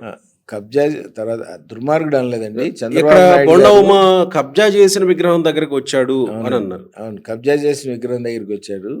ఈయన మా ఇళ్లలో పెళ్లిళ్ళకి నిశ్చితార్థాలకి అన్నింటికి వచ్చారు, కానీ నేను ఎన్నిసార్లు పిలిచినా లాస్ట్ ఇయర్ రాలేదు. ఈ కబ్జా చేసింది అంటే ధన్యవాదాలు చంద్రబాబు. నేను ఇంటర్వ్యూ చూశాను సార్, బహుశా వైసీపీ ఏమన్నా టికెట్ ఇస్తుందేమో ఇలా మాట్లాడితే అన్న ఆశతో ఏమన్నా ఆ రోజు అట్లా మాట్లాడలేదండి. అమ్మవారి సాక్షిగా నేను వైసీపీ టికెట్ కోసం ఆశించి చేయలేదండి. చంద్రబాబు నాయుడు గారికి మాకు ఉన్న 91 నుంచి ఉన్న సంబంధాలను బట్టి ఆయన నాకు అన్యాయం చేశారు. వీరం దగ్గరికి వచ్చి, ఎందుకంటే మనం నడి రోడ్డు మీద ఉన్నాం. ఇక్కడి నుంచి 14లో విడిపోయి ఆంధ్ర రాష్ట్రం విడిపోయిన సందర్భంలో 14లో మరి నడి రోడ్డు మీద ఉన్నాం. ఆ గణపతి స్వామిని పెట్టుకుంటే మనకేదో రాజధాని అనేది ఏర్పడుద్ది, మనకు ఒక అసెంబ్లీ ఉంటుంది, సెక్రటరియట్ ఉంటుంది అనే ఉద్దేశంతో నేను పెడితే రాలేదు కాబట్టి మనస్తాపం చెంది ఆ రోజు నుంచి నేను ఈ రోజు వరకు కూడా బాబు గారిని కలవటం జరగలేదండి. ఎందుకంటే ఉమ్. ఇదే ఆయన చెప్పేదోటి చేసేదోటి. కానీ డెవలప్మెంట్ గురించి మాట్లాడేది వేరే సంగతి. ఇప్పటివరకు చంద్రబాబుని కలవలేదా? ఏం కలవలేదండి. 14 నుంచి ఇప్పటి వరకు. లేదండి, కలవలేదండి. ఓ ఏదో మా మనకి ఎందుకంటే నాకు అదే నేను విరక్తి చెందాను నేను. ఎందుకంటే ఇప్పటి నుంచి కాదు, మాకు 91 నుంచి ఉన్న సంబంధాలు సీఎం రమేష్ కానివ్వండి, శంకర్ రెడ్డి గారు కానివ్వండి, మోహన్ బాబు గారు కానివ్వండి, మరి వీళ్ళందరూ కూడా అందరం చాలా ఇదిగా ఉండేవాళ్ళం అండి. పరిటాల రవి గారు కానివ్వండి, అందరం చాలా బాగా ఇదిగా ఉండేవాళ్ళం. అందరితో పాటు సమానంగానే చూసుకునేవాళ్ళు మమ్మల్ని ప్రత్యేకించి చూసేవాళ్ళు. ఎందుకంటే ఆ 2 జిల్లాల్లో కూడా పార్టీ ఫండ్ మా దగ్గరికి వచ్చేది, మా ద్వారా క్యాండిడేట్స్కి వెళ్ళే డబ్బులు. కాబట్టి ఇప్పటికీనా? ఇప్పుడు కాదండి, 16 నుంచి మానేశానండి నేను. ఓకే. విరక్తి చెందాను. ఎందుకంటే అయ్యో పెళ్ళిళ్ళకి వచ్చారు, నిశ్చితార్థాలకు వచ్చారు, ఏంటి గణపతి స్వామిని పెడితే ఆఫ్టర్ ఒక ఎమ్మెల్యే బోండా ఉమామహేశ్వరరావుని అడ్డం పెట్టుకొని ఆయన రాలేదు. కానీ నేను కబ్జా చేసి, దేవుణ్ణి కబ్జా చేసి మళ్ళీ అక్కడ దర్శనానికి వచ్చి ఆ ఓపెనింగ్ వచ్చారు అని చెప్పేసి ఆ బాధతోటి మేము అప్పటి నుంచి ఈ రోజు జరగడం వల్ల ఆ ఒక్కటేనా బొండా ఉమ్మకి మీకు వివాదం? ఇంకేమన్నా ఉన్నాయా? ఇంకేం లేదండి మాకు అతనికి. కేవలం రాజకీయ నాయకుడు. శిష్యుడా? మా శిష్యుడు ఏంటి? శిష్యుడే కదా. బాగా శిష్యుడు. మనం తిరుపతిని ఒంగోటి తీసుకొచ్చి మోహన్ రంగా శిష్యుడు కదా బొండా. అంటే ఒకప్పుడు రంగా గారి దగ్గర ఉండేవాళ్ళండి వీళ్ళందరూ కూడా, ఈ విష్ణు కూడా, వీళ్ళంతా కూడా. ఆ తర్వాత బయటకు వచ్చేసి తిరుపతి వెళ్ళిపోయి తిరుపతిలో వ్యాపారం చేసుకుంటున్న సందర్భంలో అక్కడ మా సంబంధించిన అమ్మాయి, చుట్టాల అమ్మాయి, ఒక అమ్మాయికి అక్కడ సీట్ వస్తే అక్కడ పరిచయం చేసాం మనం. ఇక్కడి నుంచి ఏమైనా పంపిస్తే తీసుకెళ్ళి ఇచ్చొస్తారని. తీరా ప్రేమించాను అన్నాడు. సరే, మా కమ్యూనిస్టులకి ఏ కులాలు మతాలు లేవు, ఎవరిని కోసినా రెడ్ రక్తమే. అందుకని వాళ్ళ పెద్దవాళ్ళని కూడా ఒప్పించి పెళ్లి చేశానండి. నా చేతుల మీదగానే పెళ్లి చేసి. ఆమె మీ మరదలు అని అంటారు, మీ తోడల్లుడు చుట్టాలమ్మాయి అండి. చుట్టాలమ్మాయి అండి. ఆ విధంగా మన ఫ్యాక్టరీలో కూడా షేర్ ఇచ్చాను నేను 99లో. షేర్ ఇచ్చి పెళ్లి చేశాను. పెళ్లి చేసిన తర్వాత తీరా గణపతి స్వామిని కబ్జా చేసి నా మీద ఫాల్స్ కేసు పెట్టి లోపల పెట్టించారనే ఉద్దేశంతో 19లో నేను ఓడించానండి అతన్ని. మీరు ఓడించింది? నేను ఓడించానండి. ఏమండి, రాష్ట్రం అంతా ఓడిపోయిందండి తెలుగుదేశం పార్టీ. కేవలం 23 సీట్లే గెలిచింది. అయినా మీరు ఓడించాను అని చెప్పగలుగుతారా? డెఫినెట్లీ. అసలు మీరు ఆ నియోజకవర్గంలో కానీ ఆంధ్ర రాష్ట్రంలో కానీ బోండా ఉమా గారు ఎలా ఓడిపోయారు అని అడిగితే కోగంటి సత్యం ద్వారా అని చెప్పేసి అంటారు. మీరు ఎంక్వైరీ చేయండి, విచారించుకోండి, పర్వాలేదు. మళ్ళీ ఇప్పుడు ఎట్లా సెటిల్ అయింది మొత్తం? ప్యాచప్ అంటే తప్పు చేసిన పిల్లలు అప్పుడు తప్పు చేస్తుంటారు కొంతమంది. కొన్నిసార్లు మనం పెద్దవాళ్ళం కాబట్టి క్షమించాల్సిన అవసరం ఉంది. మొన్న తప్పనిసరిగా దగ్గరుండి గెలిపించుకునే అవసరం నాకుందనే ఉద్దేశంతో. ఎందుకంటే నా పిల్లల కింద లెక్క ఆయన పిల్లలు, నా మనవాళ్ళ కింద లెక్క, మా మనవరాళ్ళ కింద లెక్క. 2 పిల్లలు అబ్బాయిలు అనుకోండి. వాళ్ళు కూడా ఏదో మాట్లాడినట్టున్నారు మిమ్మల్ని పిల్లలు కూడా. బాగా అడ్డం పెట్టేసేసి, జీబు అడ్డం పెట్టేసి మా కార్లకి చాలా గొడవ పడ్డామండి ఆ రోజు. పోలీసు వారు కూడా వాళ్ళ తరపునే మాట్లాడాల్సి వచ్చింది. ఎందుకంటే అధికార పార్టీ కాబట్టి. అయినా అధికార పార్టీ అనధికార పార్టీ అని చెప్పి నేను చూడండి. న్యాయం అనుకుంటే దేనికైనా సరే ముందుకు వెళ్ళిపోతాను నేను. కానీ ఆ రోజు మాత్రం ప్రజలు ఇబ్బంది పడతారు, ఎందుకు వచ్చింది అని చెప్పేసి మేము వాళ్ళు ఎన్ని తిట్టినా ఎన్ని మాట్లాడినా సరే నా పిల్లలు చిన్నపిల్లలు వాళ్ళకి ఏం తెలుసులేని ఉద్దేశంతో. ఎట్లా సెటిల్ అయింది విషయం పూర్తిగా? ఏముందండి, ఒక ఫోన్ చేశారు ఉమా గారు. ఎవరు? ఆయనే చేశారా? ఎప్పుడు? గెలవక ముందు? ఎలక్షన్ ముందండి. Okay okay. ఎలక్షన్ ఇంకో 1 year ఉన్నాను. అంటే మీతో సయోధ్యకి రాకపోతే ఓడిపోతానని భయపడ్డారా ఏంటి? డెఫినెట్లీ అండి. ఒక్క విజయవాడ 2000 వైసీపీ మొత్తం 11 సీట్లకు పరిమితం అయింది సార్. అయినా సరే ఓడించగలిగిన సత్తా. అయినా సరే ఒకవేళ బొండా ఉమ్మ మీతో రాజీకి రాకపోతే ఓడిపోయాడండి. 94లోనే చూపించాను. మల్లాది విష్ణు గెలిచేవాడు. 2019లో కూడా మల్లాది విష్ణు గెలిచింది ఎంత? ఎన్ని ఓట్లు? 25 ఓట్లు. అంటే అప్పుడు కూడా మీరు ఓడించినట్టే అనుకోవాలా? అంతేగా. మీరు అడిగి తెలుసుకోండి, జనానికి కావాలంటే అడిగి తెలుసుకోండి, ఏం పర్వాలేదు. అడిగి తెలుసుకుంటే అందరు చెప్తారు. ఎవరినైనా సరే 2 జిల్లాల్లో ఎవరినైనా సరే ఓడించగలిగే సత్తా నాకు ఎందుకు వచ్చిందంటే, ఒక క్రిస్టియన్స్ వస్తారు, ఒక అంబేద్కర్ గారి విగ్రహం కావాలంటారు. కాదు, బాబు జగజీవన్ రావుది కూడా పెట్టండి అయ్యా, మనల్ని మాదిగానే విభజించి పాలిస్తున్నారు ఈ అగ్ర కులస్తులు, కాబట్టి మనందరం కలిసి కట్టుకుండాలని చెప్పేసి ఇవ్వటం. 2 విగ్రహాలు ఇచ్చి నెహ్రూ గారితో, గొల్లపల్లి సూర్యరావు గారితో ఓపెన్ చేయించడం, చాలా విగ్రహాలు పెట్టించారండి 2 జిల్లాల్లో. అదే కాకుండా అన్నదానాలకు కానివ్వండి, అలానే పేద విద్యార్థులకి కానివ్వండి, పేద కళాకారులకు కానివ్వండి, ఎటువంటి సహాయ సహకారాలు కావాలన్నా సరే నాకు అందించడం అలవాటు. ఎందుకంటే సంపాదించుకుంటున్నాము, అమ్మవారు ఇస్తున్నారు, మన వ్యాపారాలు ఉన్నాయి. మనం ఎక్కడి నుంచి వచ్చాము? చాలా పేదరికం నుంచి వచ్చిన వాళ్ళు మనం. కాబట్టి ఎవరు వచ్చినా సరే లేదు అని చెప్పేసి అనే మాట మా మా నోట ఎప్పుడు ఆ రాష్ట్రంలో ఎవరు వినలేదండి. నేను మీ గురించి విన్నాను. సార్. మీరు దాన దాన కార్యక్రమాలు బాగా చేస్తారని అవును సార్, విన్నాను అవును నేను. సార్.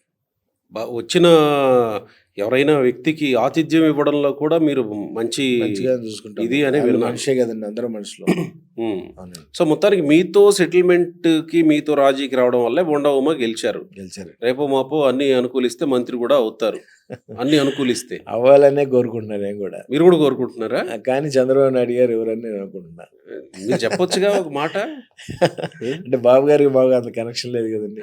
ఇప్పుడు అదే పూర్తిగా బాగా తిరుగుతున్నారు ఇండస్ట్రీ డెవలప్మెంట్ కోసం, ఇండస్ట్రీస్ రావడం కోసం. ఓకే. కానీ మన బడ్జెట్లో కూడా సెంట్రల్ బడ్జెట్ లో కూడా చాలా బాగుంది బాగుంది అన్నారు, కానీ మనకేమి ఇచ్చారు మన రాష్ట్రానికి? సరే సరే, మళ్ళీ అది వేరే చర్చ అవుతుంది. సరే, ఇప్పుడు సార్ విజయవాడ రాజకీయాల్లో ప్రత్యేకంగా ఇవన్నీ ఒక ఎత్తు అయితే సార్ వంగవీటి రాధా గురించి ఒక చర్చ ఉంది. సార్ ఆయన ఏంటి, ఎక్కడ, ఎందుకు పార్టీ కూటమి పార్టీలు వదిలేశాయా ఆయన్ని? సార్ కూటమి పార్టీలు వదిలేశాయా లేదా ఆయన ఏమన్నా కూటమి పార్టీలను వదిలేయబోతున్నాడా? మీకు బాగా దగ్గరే కదా. బాగా అండి నాకు. ఎందుకంటే 2019లో కూడా 19లో 29లో 2019లోనా 9లోనా? 19లో అండి.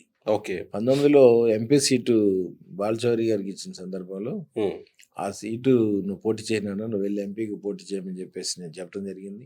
ముందు బాబుకి ఇచ్చారండి, వెళ్ళి పోటీ చేయమంటే లేదు మావయ్య జగన్ డబ్బులు ఇవ్వడు, నర్సరాపేటలో వాళ్ళని ఒకళ్ళు అలానే చేశాడు అని చెప్పేసి అంటే, లేదయ్యా నీకు డబ్బుతో సంబంధం లేదు, నువ్వు వెళ్ళి పోటీ చేయి ఎంపీ అవుతావు అని చెప్పేసి నేను రాధాబాబుతో చెప్పడం జరిగింది.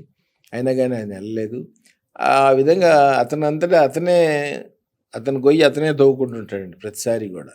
మొన్న కూడా పిలిచి ఎమ్మెల్సీలు వస్తున్నాయి, ఖాళీ అవుతున్నాయి, ఎమ్మెల్సీ ఇస్తామని చెప్పేసి అంటే నాకు మినిస్టర్ కూడా కావాలని చెప్పేసి గొడవపడి వచ్చాడని చెప్పేసి కూడా తెలిసింది.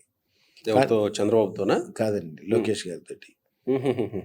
అట్లా ఈ బాబు అతని గొయ్యి అతనే దవ్వుకుంటుంటాడు. నేను అందుకే ఒక ఇంటర్వ్యూలో చెప్పాను, ఏదో రోజున హీరో నెహ్రూ గారు అబ్బాయి అవుతాడు అవినాష్ బాబు, జీరో మన రాధాబాబు అవుతాడు అని చెప్పి. ఎందుకంటే అతని మైండ్ మనస్తత్వాన్ని బట్టి నేను చెప్పింది అదే అవుతుంది. అవినాష్ హీరో ఎట్లా అవుతాడు?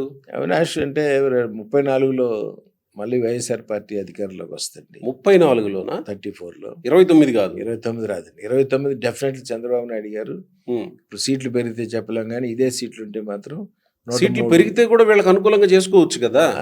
వస్తాయి. అదే ఇదే సీట్లతో ఉంటే నా ఎస్టిమేషన్ ప్రకారం 103 సీట్లు పెరిగితేనే ఇంకా అవకాశాలు ఉన్నాయి ఇప్పుడు కూటమి గెలవడానికి. ఎందుకంటే వీళ్ళకి అనుకూలంగా చేసుకోవచ్చు, డెఫినెట్ గెలుస్తారు. కొన్ని కాన్స్టిట్యున్సీస్ వీళ్ళకి అనుకూలంగా ఏముందండి, ఇప్పుడు ఉన్న ఓట్లే చీల్తాయి, ఇది చేయొచ్చు. ఇప్పుడు ఉన్న ఓట్లే చీల్తాయి తప్ప సీట్లు పెరిగిన. అంటే అవినాష్ ఎలా హీరో అవుతాడు అది చెప్పండి. అవినాష్ వచ్చేటప్పటికి కొంచెం జనంలో చొచ్చుకుపోవటం, ప్రతి కార్యక్రమాల్లో పాల్గొనడం, ఇట్లాంటివన్నీ ముందుంటాడు అతను. అంటే వైఎస్ జగన్మోహన్ రెడ్డి తీసుకునే నిర్ణయాలు దేవినేని అవినాష్ తీసుకునే విజయవాడ పార్టీ ఆఫీస్ మీద, తెలుగుదేశం పార్టీ ఆఫీస్ మీద దాడికి లో ఆయన పాత్ర గురించి జరిగిన చర్చ, ఇవన్నీ ఈ స్థాయిలో ఉండగా, జగన్మోహన్ రెడ్డి తీసుకుంటున్న నిర్ణయాలు కూడా ఈ స్థాయిలో ఉండగా అవినాష్ హీరో ఎలా అవుతాడు? ఇవన్నీ మర్చిపోతారండి. మర్చిపోతారా? ఎలక్షన్స్ టైంకి ఇవన్నీ మర్చిపోతారు. ఇప్పుడు ఎందుకంటే పార్టీ ఆఫీస్ మీద దాడి చేయడం అనేది చాలా తప్పు, ఎవరైనా సరే, ఎవరి పార్టీ ఆఫీస్ మీద అయినా సరే. కానీ దానికి తగ్గట్టుగా వీళ్ళు ఎవరిని అరెస్ట్ చేశారండి? ఎవరిని అరెస్ట్ చేయలేదే మరి ఇప్పటివరకు. కేసులు మాత్రం పెట్టారు. కేసులు పెట్టి ఉపయోగం ఉంది? అరెస్ట్ చేయాలి. అరెస్ట్ చేస్తే భయం అనేది ఉండాలి, ఇంకోసారి తప్పు చేయకుండా ఉండాలి, ఆ విధంగా చేయాలి. అదే కాకుండా అన్ని కార్యక్రమాలకి అవినాష్ హీరో ఎలా అవుతాడు? అన్ని కార్యక్రమాల్లో పాల్గొంటాడు కాబట్టి, అందరితో కలిసిమెలిసి ఉంటాడు కాబట్టి. ఓకే. రాధాబాబు ఎవరితో కలవడు, ఇంట్లోంచి బయటకు రాడు, ఎవరితో ఉండడు కాబట్టి జీరో అవుతున్నాడు అని చెప్పేసి అదే ప్రకారంగా ఇప్పటికీ జీరో అవుతూ వచ్చాడు. ఓకే. ఇప్పుడేంటి ఆయన ఉన్న పరిస్థితి? జీరోనండి. అంటే ఏదన్నా పదవి కోసం ఎదురు చూస్తున్నాడా? చూస్తున్నారు కానీ ఇక్కడ పదవి కోసం ఎదురు చూస్తున్నాడా? లేకపోతే ఏమన్నా కొడాలి నాని, వంశీతో ఇప్పటికీ ఆయనకి అద్భుతమైనటువంటి స్నేహం ఉంది స్నేహ సంబంధాలు కాబట్టి ఉన్నాయండి. హ్మ్. ఉన్నా కానీ హ్మ్. మళ్ళా ఇతను వైసీపీలోకి వెళ్ళి ఎమ్మెల్యే అవుతాడని నేను అనుకోవట్లేదు. ఈయన ఇంకా టీడీపీలోనే ఉంటాడు. ఈయనకి ఏ పదవి ఇవ్వరు. ఇస్తే ఎమ్మెల్సీ ఇస్తారేమో తప్ప రేపు 27లో అది కూడా మినిస్టర్ ఇస్తేనే నేను తీసుకుంటాను అని చెప్పేసి బాబు అక్కడక్కడ అంటున్నారని చెప్పి కూడా తెలిసింది. ఓకే. కానీ అట్లా అనకూడదండి. పొలిటీషియన్స్ అంటే ప్రజలే సేవ చేయడం కోసం రావాలి. నీకు మినిస్టర్ ఇచ్చారా, ఎమ్మెల్యే ఇచ్చారా, ఎంపీ ఇచ్చారా కాదు. మీరు ప్రజలే సేవ చేయడం కోసం రావాలి తప్ప మినిస్టర్ ఇస్తేనే నేను వస్తాను హ్మ్. అని చెప్పి గొడవపడి బయటకు వచ్చేయడం అనేది కరెక్ట్ కాదని నేను ఉద్దేశం. ఆయనకేమన్నా ఆల్టర్‌నేటివ్ ఆశా కిరణ్ అయ్యే అవకాశం ఉందండి వాళ్ళ సిస్టరు? ఆశా కిరణ్ గారిని తీసుకొద్దామని అనుకుని తీసుకొచ్చిన చెన్నుపాటి శ్రీనివాస్ గారు హ్మ్. తీసుకొచ్చారు. చాలా మంచి పని చేశారు. ఎందుకంటే రంగా గారి తర్వాత ఆశా కిరణ్లోనే ఆ కెరటాలు కనిపిస్తున్నాయండి. హ్మ్. రంగా గారి ఇది మైండ్ అవునవును. కానివ్వండి, ఫేస్ ఇది కూడా ఫేస్ కానివ్వండి. సేమ్ రంగా ఆ, గారిలాగానే కాబట్టి ఉంటుంది. ఆ అమ్మాయిని తీసుకురావడానికి నేను కూడా గట్టిగా ప్రయత్నిస్తున్నానండి. ఎట్టి పరిస్థితుల్లో కూడా ఆ అమ్మాయిని ఎమ్మెల్యేని చేస్తాను అని చెప్పేసి కూడా మీరా? తెలియజేస్తున్నాను. ఏ అవునండి. కాన్స్టిట్యున్సీ నుంచి? ఆమె ఎక్కడ పోటీ చేసినా సరే అండి, ఓకే. జిల్లాలో ఎక్కడో ఒకసారి పోటీ చేస్తుంది. హ్మ్. ఎక్కడ పోటీ చేసినా సరే నా ఉద్దేశం తూర్పులోనే పోటీ చేస్తానని చెప్పేసి నేను అనుకుంటున్నాను అండి. తూర్పు హుహుహు. నియోజకవర్గం నుంచి పోటీ చేస్తానని అనుకుంటున్నా. హ్మ్. కానీ మరి ఏ పార్టీ అనేది ఇంకా జనం నిర్ణయాన్ని బట్టి ఉంటుందండి. ఓకే. ఇప్పుడే చెప్పే పరిస్థితి కాదు అది. మొన్న ఓకే. కూడా ఆ కార్యక్రమాలు ఈ కార్యక్రమాలకు వెళ్ళిరమ్మా అంటే హ్మ్. పాప వెళ్ళి అందరికి కలిసి వస్తుంది. ఎందుకంటే రంగా వంగవీటి అనే ఓ బ్రాండ్ 38 ఏళ్ళు అవుతున్నాయి ఆయన చనిపోయి. ఇవాళ కూడా రంగా గారి అభిమాన సంఘాలు రాధామిత్ర మండలి కాడి నుంచి, రంగామిత్ర మండలి కాడి నుంచి ఇవాళ కూడా కొన్ని కనీసం నేను అనుకుంటున్న 1.5 కోటి ఓట్లు అచ్చంగా రంగా గారి అభిమానులే ఉంటాయి ఈ ఆంధ్రప్రదేశ్‌లోనా? రాష్ట్రంలో, ఈ ఆంధ్రప్రదేశ్లో. ఈ అన్నిటిని కూడా మన తరపున మలుపుకోవడం కోసం పవన్ కళ్యాణ్ గారే రంగా గారు అని చెప్పేసి అనుకోవడం కోసం ఆయన ప్రయత్నిస్తూ ఆయన పాత్ర కూడా కొంత ఉందండి రాధాబాబుని తొక్కేటోళ్ళు. పవన్ కళ్యాణ్ పాత్ర పవన్ ఉందా? కళ్యాణ్ గారి పాత్ర కూడా ఉంది. రంగా గారి పేరు మర్చిపోవాలి, మన పేరు ముందుకు రావాలనే ఉద్దేశంతో ఆయన పాత్ర కూడా. లేకపోతే మొన్న నాగబాబు గారికి ఇచ్చిన ఎమ్మెల్సీ హ్మ్. రాధాబాబుకి ఇవ్వచ్చు కదండి, ఎందుకు ఇవ్వలేదు? అందుకని అంటే ఆయన ఏ పార్టీలో ఉన్నారు? జనసేన కాదు గదా! ఎవరండి? జనసేన కాదు, రాధా జనసేన కాదు గదా! జనసేన కాదు. చంద్రబాబు గారు, లోకేష్ గారు రాధాబాబు ఇవ్వచ్చు నాగబాబుకి కదా. జనసేన కోటాలో ఇచ్చారు. జనసేన కోట అనే ఉందండి, ఆయనే ఉప ముఖ్యమంత్రి. అఫ్‌కోర్స్ డెఫినిట్‌గా పార్టీలకు కోటాలు ఉంటాయి గదా సార్! పదవుల పంపకాల్లో కోటాలు లేకుండా ఎలా ఉంటాయి? కాదు ఇవ్వచ్చండి. చంద్రబాబు గారు చెప్తే పవన్ హ్మ్. కళ్యాణ్ గారు వద్దంటారా? ఎందుకంటే రంగా అండ్ బ్రాండ్ మనకి వస్తుంది అని చెప్పేసి ఆయన నాకు చెప్తే పవన్ ఓకే. కళ్యాణ్ గారు కాదంటారా? హ్మ్. ఇవ్వటానికి వీల్లేదు అంతే. వాళ్ళు అంటే పెరగడానికి పవన్ వీల్లేదు. కళ్యాణ్ తొక్కేస్తున్నాడు అని పవన్ అంటారు. కళ్యాణ్ తొక్కేస్తున్నాడు. దేనికంటే హ్మ్. రంగా గారి వెనకమాల ఉన్న వాళ్ళందరూ కూడా కాపు నేను కాబట్టి నా వెనకమాలకు వచ్చేస్తారని అనుకుంటున్నారు. కానీ హ్మ్. కేవలం కాపులే కాదు రంగా గారు అనుకుంది, అన్ని కులాల నుంచి ఉన్నారు, అన్ని మతాల నుంచి ఉన్నారు. కాబట్టి రంగా గారి సంబంధించిన వాళ్ళందరూ కూడా ఓట్లు వేస్తేనే వీళ్ళు మొన్న గెలిచారు. ఓకే. అంత మెజార్టీలతో గెలిచారు. హ్మ్. గెలిచి ఉండేవాళ్ళేమో కానీ హ్మ్. కానీ అంత మెజార్టీలు అన్ని సీట్లు రావడానికి కూడా మరి కారణం ఇప్పుడు రంగా గారి బ్రాండ్. ఇప్పుడు ఆయన 0 నుంచి ప్లస్‌లోకి రావాలి అనంటే సార్ ఏం చేస్తే బావుంటదని మీరు అనుకుంటున్నారు? నేను అనుకోవడం అంటే వాళ్ళు ఏది ఇస్తే అది తీసుకోవడం కరెక్ట్ అని నేను అనుకుంటున్నాను. కూటమి ప్రభుత్వం. కూటమి ప్రభుత్వం హుహు. ఎందుకంటే వచ్చేసాడు కాబట్టి. హ్మ్. ఇప్పుడు ఆ పార్టీ లేదా ఏమన్నా పార్టీ మారే అవకాశాలు అస్సలు లేవా? అసలు ఉండవండి. అంటే ఇప్పటికి వాళ్ళతో ఇప్పటికే సంబంధాలు కొనసాగిస్తున్నారు గదా! లేదండి. బానే ఉంటారు గదా! ఇప్పటికే 4 పార్టీలు మారాడండి. హ్మ్. ఇంకా పార్టీ మారే అవకాశం లేదు. ఆ ఉద్దేశం కూడా బాబులో కనిపించట్లేదు. ఓకే. కాబట్టి ఉంటే టీడీపీలోనే ఉండాలి. హ్మ్. సెంట్రల్ నియోజకవర్గంలోనే కనీసం సీట్ ఇవ్వరా నెక్స్ట్ ఎలక్షన్స్లో రైట్. అనే ఉద్దేశంతో ఉన్నాడు తప్ప హ్మ్. రాధాబాబు పార్టీ మారే ఉద్దేశంలో లేడండి. ఓకే. ఏదైనా ఆ పార్టీలోకి వెళ్ళడం అనేది తప్పుగా నేను మాత్రం అనుకుంటున్నాను. నేనే కాదు, రాధా రంగామిత్ర మండలి, రంగా గారి బ్రాండ్, రాధా గారి బ్రాండ్ సంబంధించిన వాళ్ళందరూ కూడా, ఆయనకి సంబంధించిన వాళ్ళు, ఆయన అభిమానులు అందరూ కూడా రాధాబాబు టీడీపీలోకి వెళ్ళడం తప్పు అని చెప్పేసి అందరూ చెప్పారు. అట్లానే రాధాబాబే కొన్ని స్పీచ్ల్లో కూడా చెప్పాడు, మా నాన్న చంపింది ఈ టీడీపీ పార్టీ, దీనివల్ల మేము ఇవాళ కూడా పైకి రాలేకుండా ఉన్నాము అని చెప్పేసి ఆయనే డైరెక్ట్గా ఆయనే చెప్పారండి. ఆయనే తర్వాత కొన్ని స్పీచ్లలో ఇది పార్టీలకు సంబంధం లేదని చెప్పిన మాట మీకు గుర్తులేదా? నాకు గుర్తుందండి. ఏం చెప్పాడు, ఇది పార్టీలో ఉన్న వ్యక్తులు చేశారు తప్ప, మర్డర్ మా నాన్న చంపారు తప్ప పార్టీకి సంబంధం లేదన్నారు. కానీ పార్టీ ఎవరిదండి? పార్టీలో ఉన్న వాళ్ళే కదా చంపింది, అంటే పార్టీయే కదా. పార్టీ ఒక వ్యక్తి చేసిన దానికి పార్టీ బాధ్యత వహిస్తుంది అని మీరు నమ్ముతున్నారా? కమ్యూనిస్ట్ పార్టీలో ఎవరైనా తప్పు చేస్తే కమ్యూనిస్ట్ పార్టీ చేసినట్టే తప్పుగా భావిస్తామండి. జ్యోతిబాస్ గారిని ప్రధానమంత్రి చేయలేదంటే కమ్యూనిస్ట్ పార్టీ చేసిన తప్పు అని చెప్పేసి అనుకుంటాం, కానీ ఈ వ్యక్తులుగా అనుకోమండి మనం. అట్లా అదే విధంగా అంటే విధానపరమైనటువంటి నిర్ణయం అది. ఇది క్రైమ్ సార్. లేదు సార్, అవును క్రైమే. క్రైమ్ వ్యక్తిగతంగా పార్టీల పరంగా ఉంటుందా? పార్టీ అనేది విధానపరమైన నిర్ణయం పార్టీ. అవునండి, కానీ పార్టీ అండదండలు లేకుండా ఈ మర్డర్ జరగలేదండి. జరిగింది, అండదండలు ఉన్నాయని మీరు నమ్ముతున్నారా? నేనే కాదండి, మొత్తం అందరు రాష్ట్రాలే కాదు, ఆంధ్ర తెలంగాణ రాష్ట్రాల్లో అందరూ కూడా నమ్ముతారండి. నమ్మాల్సిన అవసరం ఉందండి. ఎందుకంటే ఓ నిరాహార దీక్ష చేస్తుంటే అంత ధైర్యంగా అంత డేర్గా చంపే దమ్ము పార్టీ అండదండలు లేకుండా ఎవరికి ఉండవు అని చెప్పేసి నేను అనుకుంటున్నాను. అంటే సొంత కొడుకు ఆ స్టేట్మెంట్ ఇచ్చిన తర్వాత కూడా మీరు ఇంకా నమ్ముతున్నారు? నేనే ప్రజలందరూ నమ్ముతున్నారండి. ఎందుకు ఈ మధ్య కాలంలో వసంత కృష్ణ ప్రసాద్ మీద పడ్డారు మీరు? లాస్ట్ 5 years వైఎస్ఆర్ పార్టీలో ఉన్న 5 సంవత్సరాలు కూడా చాలా ఆనెస్ట్గా ఉన్నారు. అంటే 5 సంవత్సరాల్లో ఓ 4 సంవత్సరాలు హైదరాబాద్లో ఉండి వ్యాపారం చేసుకుని ఉంటాడు, ఓ సంవత్సరం పాటు అక్కడ ఉండి ఉంటారు, 5 సంవత్సరాల మీద లెక్కేసుకుంటే. ఓకే, కానీ ఆనెస్ట్గా ఉన్నారు. కానీ ఇప్పుడు వచ్చేటప్పటికి టీడీపీలో మారటం అదొకటి తప్పు. ఎందుకంటే అండి, టీడీపీలోకి ఎందుకు వెళ్ళాలి? పోనీ వచ్చారనుకోండి, అక్కడ దేవినేని ఉమా గారికి ఇవ్వాలి సీట్ అసలు వాస్తవంగా. కానీ అది సరే, వాళ్ళ పార్టీలో ఉన్నటువంటి అంతర్గత కలహాల వల్ల దేవినేని ఉమా గారికి ఇవ్వలేదు. అయినా సరే ఇవాళ నిన్నటి వరకు చంద్రబాబు నాయుడు గారిని తిట్టి ఇవాళ టీడీపీలోకి వచ్చేస్తే సీట్ ఇవ్వటం ఒకటి తప్పండి.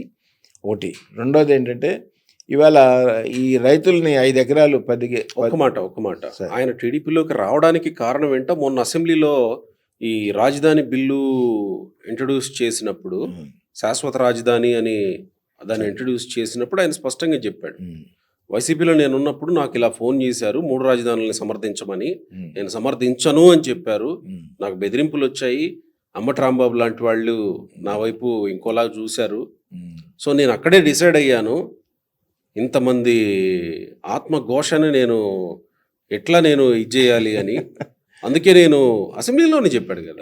ఈ కథలన్నీ చెప్తుంటారు సార్ రాజకీయ నాయకులు. అందుకే నేను రిజైన్ చేయొచ్చుగా, ఆ రోజు రిజైన్ చేసేసేయచ్చు కదా పార్టీకి ఆ రోజే రిజైన్ చేస్తే కనీసం వ్యతిరేకించేవాడు ఉండడు, అందరూ భయపడిపోయారు, కనీసం నేను అధికార పార్టీలో ఉండి వ్యతిరేకించేవాడిగా మిగులుతా కదా అని అన్నాడు ఆయన. ఆ రోజు మాట్లాడాలిగా అసెంబ్లీలో, పోనీ నాకు ఇష్టం లేదు 3 రాజధానులు, 1 రాజధాని ఉండాలి అని చెప్పేసి. మీరు ఏ పార్టీలో ఉన్నా సరే మీ మనసులో అది ఉంటే, అది వాస్తవం అయితే, మీరు చెప్పింది నిజమైతే, మరి అక్కడ అసెంబ్లీలో మాట్లాడవచ్చు కదండి. అసెంబ్లీలో మాట్లాడేది చంపారుగా ఎమ్మెల్యేని. మాట్లాడుంటే నేను ఇంకొక రఘురామకృష్ణరాజు అయ్యి ఉండేవాడినేమో అని అంటాడు. అయినా సరే పార్టీ కోసం, ప్రజల కోసం ప్రాణాలు అర్పించడానికి కానీ సిద్ధంగా ఉంటేనే ఏదో జెండా పట్టుకోవాలి, కానీ ఏ ఎండగా గొడుగు పట్టుకునే ఇట్లాంటి వాళ్ళని నమ్మొద్దని చెప్పి నేను చెప్తున్నాను. ఇప్పుడు వచ్చిన సమస్య ఏంటి? మీరు అతన్ని గెలిపించడానికి చేశాండి. మొన్న జిల్లా మొత్తం తిరిగాం కదండి. మొన్న ఏంటంటే, ఈ 5 ఎకరాల పొలంలో ఈ పంటలు సరిగ్గా పండట్లేదు కాబట్టి చంద్రబాబు గారు జీవో ఇచ్చారు. 5 ఎకరాలలో 10 అడుగుల లోతు మట్టి తవ్వి అమ్ముకోవచ్చు అని చెప్పేసి పేదవాళ్ళు. అది అంటే కొండల్లాగా మేటలు వేసిన మట్టి, లేకపోతే సమతలంగా ఉన్న పొలాలండి. సమతలంగా ఉన్న పొలాన్ని కూడా తవ్వి పంటలు పండట్లేదు కాబట్టి ఓకే అమ్మేసుకుంటే ఎకరానికి 50 లక్షలు చొప్పున 5 ఎకరాలు 2.5 కోట్లు వస్తుందండి. 2.5 కోట్లు అంటే కోటేశ్వరుడు అవుతాడు కదండి ఒక పేద. 5 ఎకరాలు ఉన్న 2 ఎకరాలు ఉన్న కనీసం 50 లక్షలు వస్తాయి కదండి. కనీసం 50 లక్షల రూపాయలు పంటలు పండాలంటే ఎన్ని రోజులు పడుతుంది, ఎన్ని ఏళ్ళు పడుతుంది? పంటలు సరిగా లేవు కాబట్టి మంచి నిర్ణయం తీసుకున్నారు బాబు గారు. ఆ నిర్ణయం ప్రకారంగా ఈ పర్మిషన్ల కోసం పర్మిట్లు ఇప్పించండి అని చెప్పేసి వెళ్తే, వాళ్ళ బామ్మర్ది కోటేశ్వరరావు అని ఒక అతను అండి, మాకు ఏదో రేట్ చేసి మాకు ఇచ్చేయండి అని చెప్పేసి 25 లక్షలు 20 లక్షలు ఇచ్చి మొత్తం 5 ఎకరాల మీద ఓ 5 ఎకరాలకి 25 లక్షలు 25 లక్షలు 50 లక్షల నుంచి లోపు.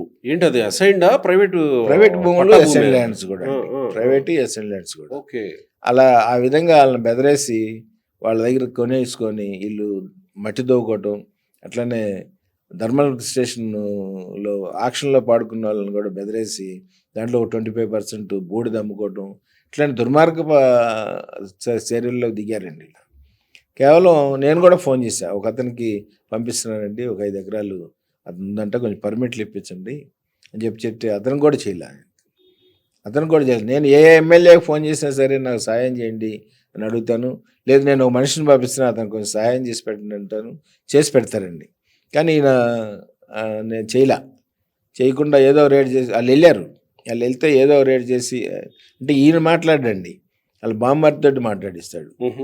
వాళ్ళ బామ్మర్ది ఏదో రేట్ చేసి డబ్బులు ఇచ్చి తీసుకొని వెళ్ళండి, మాకు వదిలేసేయండి, మేము చేసుకుంటాం అని చెప్పి అన్నాడండి. ఇక అన్న తర్వాత నాకు విరక్తి చెందానండి. ఎందుకంటే డబ్బులు ఉన్నాయి, వేలాది కోట్లు హైదరాబాద్లో సంపాదించుకున్నారు, ఇంకెందుకు మనకి దోపిడీ ఎందుకు అనే ఉద్దేశంతో నేను యాంటీగా మాట్లాడటం. అట్లనే అంటే ఆయన అన్న మాట ఒకటి ఉంది సార్, మీరు మాట్లాడిన దానికి కౌంటర్ చేస్తూ ఆయన ఏమన్నాడు, ఒక వ్యక్తి వ్యవస్థని చేతిలోకి తీసుకోవాలని ప్రయత్నించాడు, అది మీరేనా? వ్యవస్థని కాదు, మీరు ఒక వ్యక్తిగా వ్యవస్థని చేతిలోకి తీసుకోవడానికి ప్రయత్నించారు, అది మీకు దక్కలేదు కాబట్టి మీరు ఆయన మీద ఇప్పుడు రివర్స్లో ఆయన ఏదో చేసేస్తున్నాడని ఆరోపణలు చేస్తున్నారు. ఇప్పుడు నేనే వ్యవస్థని చేతిలో తీసుకుంటాను అంటే పార్టీని నా చేతిలో తీసుకుంటాను. పార్టీని కాదు, ప్రభుత్వ వ్యవస్థని. అక్కడ ఏదో మీరేదో చేయాలనుకున్నారు అంటే ఆయన ఉద్దేశం ఏంటంటే మీరేదో చేయాలనుకున్నారు, అక్కడ ఆయన కుదరనివ్వలేదు, అందుకని ఆయన మీద ఆరోపణలు చేస్తున్నారు అన్నట్టుగా ఆయన మాట్లాడారు.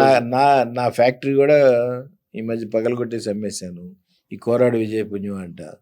అట్లా నా దగ్గర జిల్లాలో మైలవరం జిల్లాలో నేను మామూలు విజయవాడ కన్నా కూడా మైలవరం జిల్లాలో కాన్స్టిట్యున్సీలో మైలవరం నియోజకవర్గంలో మనం చాలా ఈజీగా ఓడించగలమండి ఎవరినైనా సరే. ఎందుకంటే ఊళ్ళు ఒకటి అవుతాయండి అవి.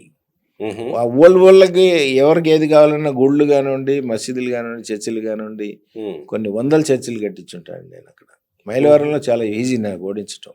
అంతేగాని ఆయన నాకేదో అడ్డం పట్టడానికి అక్కడ నాకేముందండి, నాకు అడ్డం పడతాడండి. అంటే నేను మీ గెలుపుకు సాయం చేశాను కాబట్టి నాకేమన్నా చేసి పెట్టు అని మీరు ఏమన్నా అడిగారు? చేసి నాకేం పని లేదండి ఆయనతోటి, నాకు అసలు ఆయనతో ఏం పని లేదు. నాకేమన్నా కేవలం ఆ రైతుల పక్షానే మీరు వసంత కృష్ణ ప్రసాద్ మీద పోరాడుతున్నారు. అవునండి, రైతుల పక్షాన, ప్లస్ ఈ బూడిద ఆక్షన్లో పాడుకున్నోడికి దక్కకుండా. పోనీ మీకేమన్నా వాటా ఇస్తానన్నది లేదండి, నేను వాటా రావాల్సింది. అసలు నాకు వాటా ఇస్తాననే దమ్ము ఏ ఎమ్మెల్యేకి ఉండదండి. అసలు నన్ను కలిసిపోండి మీకు వాటా ఇస్తాను, మీరేం మాట్లాడబాగండి అనే దమ్ము నాతో మాట్లాడడానికి ఎవరికి అంత దమ్ము ఉండదండి అసలు. అది అంతే తప్ప నాకు అడ్డం వచ్చింది ఏముంటుందండి అసలు. నాకు ఏం చేస్తున్నాడు వసంత కృష్ణ ప్రసాద్? అదే ఈ విధంగా రైతులను మోసం చేయటం, ఈ పొలాలన్నీ ఇల్లు తవ్వుకోవటం, ఈ మట్టి ఇల్లు అమ్ముకోవటం, ఇదంతా చేస్తున్నాడు అనే ఉద్దేశంతో నేను మాట్లాడడం జరిగింది. నేను మాట్లాడితే పంపించండి మాట్లాడుతున్నారు, పంపిస్తే మళ్ళీ అట్లా మాట్లాడేటప్పటికి నాకు విరక్తి చెంది ఈసారి ఓడిస్తానని చెప్పేసి నేను ప్రకటించడం కూడా జరిగింది. ఓడించడానికి 3 ఏళ్ల ముందే కంకణం కట్టుకున్నారా? మనం జరిగింది. అట్లానే ఆ జిల్లాలో కొన్ని వందల చర్చిలు నేను కట్టించున్నానండి, కాబట్టి నాకు నమ్మకం ఉంది ఓడిస్తానని. అంటే చర్చిలు 100 చేయడంట, క్రైస్తవులు ఎక్కువ ఉన్నారంట? క్రైస్తవులు ఎక్కువ ఉన్నారండి, క్రైస్తవులు ఎక్కువ ఉన్నారు, వేరే కాపులు కూడా ఎక్కువ ఉన్నారండి. కాపులు అంటే నా మనుషులే. నాకు రంగా గారు అంటే మా సిపిఎంకి అనుబంధంగా ఉండేవారు, రాధా గారి కాడి నుంచి కూడా 72 నుంచి కూడా. ఓకే. 72, 73, 74లో ఆయన చంపేశారు, కానీ 72 నుంచి కూడా మా సిపిఎం తోటి కలిసి ఉండేవాళ్ళు అండి. ఒకప్పుడు సిపిఐతో కలిసి ఉండేవాళ్ళు, సిపిఐలో నుంచి వచ్చేసి మాతో కలిసి ఉండేవాళ్ళు. ఈ లోపు మళ్ళీ ఏదన్నా బొండ బొమ్మలాగా సెటిల్మెంట్కి వస్తే మీతోటి? నేను అసలు ఇంకా రాజీ ప్రసక్తి లేదు సార్ ఇక్కడ. ఎందుకు అంత తీవ్ర స్థాయిలో ఎందుకు చెడింది సార్? మానేమనండి, ఇవాళకైనా నేను మళ్ళీ మానేస్తే పైసా డబ్బులు మీ దగ్గర సెటిల్మెంట్కి రావడం అంటే ఆ పరిస్థితి మానేయడమే. నా దగ్గర సెటిల్మెంట్ రావడం అంటే అంతే. పేదవాళ్ళకి అన్యాయం చేయొద్దు. వెనక 5 సంవత్సరాలు ఎలా పరిపాలించారో ఈ 5 సంవత్సరాలు కూడా అట్లా చేసుకోండి, ఈ 3 ఏళ్ళు కూడా నేను యాంటీ చేయను. ఇప్పటికైనా సరే ఇప్పుడు అయినా సరే నేను ఇప్పుడు అయినా సరే వాళ్ళ నాన్నగారితో వసంత నాగేశ్వరరావు నా చిన్న బామ్మర్ది కమ్యూనిస్ట్ పార్టీ పెళ్లి చేసిన సందర్భంలో అప్పుడు కూడా ఆయన హోమ్ మినిస్టర్ హోదాలో కూడా మా చిన్న బామ్మర్ది పెళ్లికి వచ్చారు కూడా ఆయన. అందుకని ఇప్పటికైనా సరే నేను ఇంకొక అవకాశం ఇవ్వడం కోసం వసంత నాగేశ్వరరావు దగ్గర కూర్చొని మీ అబ్బాయిని మార్చండి, మీ అబ్బాయిని పిలిపించండి అని పిలిపించి మాట్లాడే ప్రయత్నంలో నేను ఉన్నానండి. ఇంకా ఎందుకంటే కుర్రాడు బాగా సంపాదించుకున్నాడు, ఎందుకు ఈ దోపిడీ ఎందుకు ఆ ఉద్దేశం. వాస్తవానికి మిమ్మల్ని చాలా గౌరవంగా మాట్లాడారు ఆయన మాట్లాడిన. నేను కూడా గౌరవంగానే మాట్లాడినానండి. నేనే యాంటీకి ఓడిస్తానని చెప్పాను అంతే తప్ప నేనే వాడు ఈడని కానీ పాపం కేపీని ఎప్పుడు అనలేదండి. నాకు యాక్సిడెంట్ అయినప్పుడు కూడా నా ఇంటికి వచ్చి పలకరించి వెళ్ళాడు. ఒక్క ఆ నియోజకవర్గంలోనైనా కృష్ణా జిల్లాలో ఉన్న అన్ని నియోజకవర్గంలో ఏదైనా సమస్యలు ఇలాంటివి ఉంటే ఓడిస్తా అని పిలుపునిస్తారా? ఇస్తానండి. ఇంకెక్కడైనా జరుగుతుందా ఇలా? ఇస్తాను, కానీ నేను 1-2 నియోజకవర్గాలే పట్టుకుంటానండి. ఎందుకంటే ఈ 175 నియోజకవర్గాల్లో కూడా దోపిడీ లేని నియోజకవర్గం ఏది లేదని చెప్పి నేను అనుకుంటున్నా, ఒక సుజనా చౌదరి గారు తప్ప. నిజమా? విజయవాడ వెస్ట్ నియోజకవర్గం సుజనా చౌదరి నియోజకవర్గం తప్ప మిగతా 174 నియోజకవర్గాల్లో ఎక్కడ డబ్బులు తీసుకోకుండా చేసిన ఎమ్మెల్యే ఎవరున్నారు చెప్పండి. డబ్బులు కాకపోయినా ఏదో వర్క్ కోసం వెళ్ళిన వాళ్ళ దగ్గర సరే డబ్బులు తీసుకు. ఎప్పుడైతే ఏంటండి సుజనా చౌదరి మీద అంత ప్రేమ కాదండి, ప్రేమ కాదు, మాకుది స్టీల్ బిజినెస్, ఆయనది స్టీల్ బిజినెస్ ఎప్పటి నుంచో తెలుసు, ఆయన సెంట్రల్ మినిస్టర్ చేసినప్పుడు తెలుసు. అది కాకుండా మొన్న ఫస్ట్ వచ్చింది వాళ్ళు ఫస్ట్ వచ్చింది మా ర్యాంకింగ్స్ లో ఇచ్చారు. ఫస్ట్ వచ్చింది స్టేట్ లో గ్రేడ్ 1 వచ్చిందంటే అంటే ఆయన ఏం చేశారంటే ఆఫీస్లో ఒక 25 మంది 30 మందిను పెట్టుకొని ఏ డివిజన్లో 19 డివిజన్లు అండి అవి, ఏ డివిజన్లో ఏ పని ఉంటే ఆ పని ఆయన సొంత డబ్బుతో ముందు పని చేసేస్తున్నారు. ఓకే, అందువల్ల ఆయన ఫస్ట్ వచ్చాడు. ఓకే, మేము కూడా స్టోరీ చేసాం. ఏం చేస్తున్నారు సుజనా మిత్రానో ఏదో ఒకటి పెట్టారు కదా, సుజనా సేవా మిత్రానో సేవా మిత్ర పెట్టారు. దానివల్ల నేను సుజనా చౌదరి గారిని అభినందిస్తున్నానండి. అంటే అట్లా మారాలి. సరే, నేనేమంటానంటే సరే గుంటూరు వెస్ట్ వదిలిపెడదాం, మరి కృష్ణా జిల్లాలో ఉన్న మిగతా నియోజకవర్గాల్లో కూడా ఇలాంటి దోపిడీలో లేకపోతే అవినీతి జరుగుతూ ఉంటే ఓడిస్తా అని పిలుపునిస్తారా? అవి ఏమన్నా టార్గెట్ చేశారా? నేను ఇంకేం చేయలేదండి, ఇంకేం నిర్ణయించలేదు. ముందు ఇది నాకు నా ఫ్యాక్టరీ, నా వర్కర్లు, నా పేదవాళ్ళు ఉన్న నియోజకవర్గం మెయిన్ మైలవరం. ఓకే, కాబట్టి ఇప్పుడు ఈ సమస్య ముందు వచ్చింది కాబట్టి ఈ సమస్యను పట్టుకున్నాడండి. ఇంకా 3 ఏళ్ళ టైం ఉంది. ఎక్కడెవరిని ఓడించాలనేది ఇంకా నిర్ణయించడానికి ఇంకా దగ్గర లేదు, ఇంకా చాలా టైం ఉంది. కాబట్టి పక్కనే మైలవరం పక్క నియోజకవర్గమేగా తిరువూరు. అవునండి. దీనికి తిరువూరులో విపరీతమైన అవినీతి జరుగుతుంది అని తిరువూరు ఎమ్మెల్యే అవినీతి చేస్తున్నారు, ఇక్కడ ఎంపీ పేకాట ఆడిస్తున్నారు, గంజాయి బ్యాచ్ని ఎంకరేజ్ చేస్తున్నారని తిరువూరు ఎమ్మెల్యేనే స్వతహాగా మాట్లాడుతుంటే మీకు కనపడలేదా? కేసినేని వంశంలో కేసినేని వాళ్ళు ఎవరు కూడా ప్యాకెట్ ఆడించడం, గంజాయి అమ్మటం ఇది చేస్తారంటే ఆంధ్ర రాష్ట్రంలోనే కేసినేని వారి గురించి తెలిసిన వాళ్ళు ఎవరు కూడా నమ్మరండి. వాళ్ళిద్దరికి ఏదో డిస్ప్యూట్ వచ్చింది, మొత్తం మీద తేడా వచ్చింది. ఏం డిస్ప్యూట్? మీకు తెలియని డిస్ప్యూట్ ఏముంటుంది చెప్పండి సార్. ఏంటి సార్ వాళ్ళిద్దరు డిస్ప్యూట్ ఏంటి? ఏంటో ఈయన 5 కోట్లు ఇచ్చారంటారు, ఆయన ఇవ్వలేదంటారు, ఆయన నేను ఇవ్వటం ఏంటి అంటారు. పార్టీ ఫండ్ అంటే ఇప్పుడు ఎలక్షన్ అప్పుడు తప్పనిసరిగా పంపించుంటారు, పంపించకుండా ఉండరు. ఈయన ఆయనకి ఇచ్చానంటే, ఎంపీకి ఇచ్చానంటే నమ్మదగ్గట్టుగా ఉండదు. అది నేను కొటికలపూడి శ్రీనివాస్ గారు మరి ఎట్లా మాట్లాడుతున్నారు కానీ ఈయన ఎంపీకి 5 కోట్లు ఇచ్చాడు సీటు కోసం. అవునవును, ఆయన పెట్టాడు, స్టేటస్ లో పెట్టుకున్నాడు. అసలు ఈయన ఎంపీ నుంచి వెళ్తాయి ఎమ్మెల్యేలకి ఫండ్, ఎలక్షన్ ఫండ్, అంతేగాని ఈయన 5 కోట్లు ఇచ్చి సీటు కొనుక్కోవాల్సిన అవసరం లేదు. ఎందుకంటే ఉద్యమంలో బ్రహ్మాండమైన ఉద్యమం చేశాడు ఆయన శ్రీనివాస్ గారు. రైతు ఉద్యమంలో కానివ్వండి, మన అమరావతి ఉద్యమంలో చాలా కష్టపడ్డాడు కాబట్టి చంద్రబాబు గారు ఆ సీట్ ఇచ్చారు. సరే, ఏదన్నా ఉన్నా కానీ పార్టీగా లోపల కూర్చొని చంద్రబాబు గారితో మాట్లాడుకొని, లేదు పల్లా శ్రీనివాస్ గారితో మాట్లాడుకొని సెటిల్ చేసుకోవాలి. కానీ ఈ విధంగా పత్రికలకి, మీడియాకి ఎక్కడం మంచిది కాదని చెప్పేసి వాళ్ళిద్దరి మధ్య ఉన్న డిస్ప్యూట్ కి కారణం ఏంటి అనేది మీకు తెలుసు కానీ చెప్పట్లేదు. లేదండి, అసలు ఏం లేదండి. రెడ్ బుక్ లో పేర్లు తెలిసిన వాళ్ళు మీరు ఈ చిన్న విషయం తెలియదంటే నమ్మాలా? కేసీఆర్ నాని మీద వేసిన నిందలు కరెక్ట్ కాదనేది నా ఉద్దేశం. ఓకే. ఆయన సచ్చీలుడు అని అంటారు. అంతే అండి. కేశినేని చిన్ని. ఉమ్. కేశినేని చిన్ని చిన్ని మీద సినిమా. సచ్చీలుడే అని అంటారు మీరు. అతనికి అంటే చాలా ఆరోపణలు ఉన్నాయి ఆయన మీద. నందిగామ నియోజకవర్గంలో కలుగు చేసుకుంటాడు, ఇక్కడ కలుగు చేసుకుంటాడు, మరి 7 కృష్ణప్రసాద్ నియోజకవర్గంలో కలుగు చేసుకుంటాడు. అంటే ఎంపీగా కలుగు చేసుకోవడం వేరే, ఎంపీగా ఎంపీఏ కాబట్టి ఆయన స్థానిక ఎంపీఏ కాబట్టి అలా కలుగు చేసుకోవడం వేరే. అవునండి. కానీ ఆయన అవినీతిని వాళ్ళ టీంని అక్కడ పంపించేసి అక్కడేదో ఆయన దోచుకునే ప్రయత్నం చేస్తున్నాడు అనేది కదా కొలిక్పూడి ఆరోపణలు. లేదండి, ఎంపీగా 7 నియోజకవర్గాల్లో శాసించే అవకాశం ఆయనకు ఉంది. అంతే తప్ప ఏదో షేర్లు ఆడటం, వాళ్ళ దగ్గర వాళ్ళు కాజేసే దాంట్లో వీళ్ళు డబ్బులు ఆడటం, ఓటాల దగ్గర ఇబ్బంది వచ్చింది వాళ్ళిద్దరికి.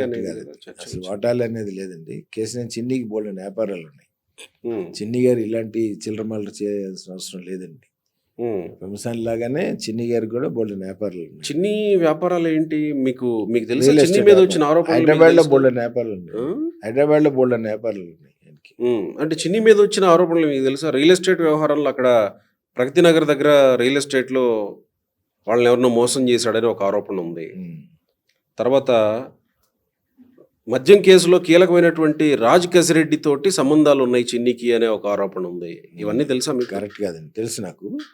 అన్ని కరెక్ట్ కాదండి. ఇవన్నీ కేవలం వైసీపీ వాళ్ళు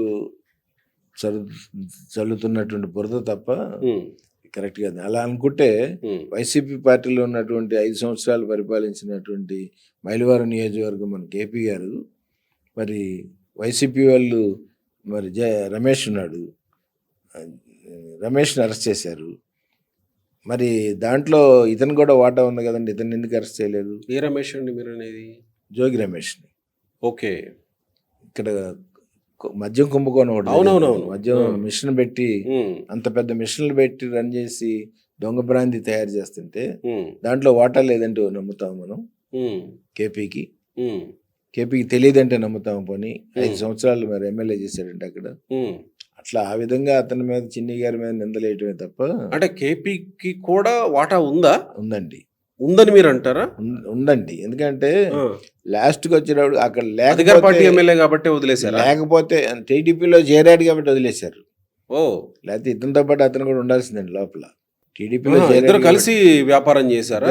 మరి వాళ్ళిద్దరు కొట్టుకున్నారు కదా, ఒక రకంగా కొట్టుకునేంత పని చేసుకున్నారు కదా. లేదని అంత నాటకం అండి. వాళ్ళకి కూడా ఏమన్నా వాటాల దగ్గర సమస్య? వాటాల దగ్గర కాదండి, వాళ్ళిద్దరు కలిసే చేశారు. ఇతన్ని ఒక ఎమ్మెల్యే అయ్యింది అరికట్టలేడండి అక్కడ. వైసీపీలో ఉన్నాడు కాబట్టి అరికట్టలేదు, వైసీపీలో ఉన్నాడు కాబట్టి వాటా తీసుకున్నాడు. అంతే తప్ప ఎంత రాజకీయ నాయకులు అందరూ దొంగలు సార్. అందరంటే అందరు కాదు, కొంతమంది, ఎక్కువ మంది ఇట్లాంటి షో చేయటం, అలాంటి వాళ్ళకి మీడియా వాళ్ళని మోసం చేయటం, మీడియా వాళ్ళ దగ్గర ఒక రకంగా మాట్లాడటం, బయటికి వెళ్ళి ఒక రకంగా మాట్లాడటం.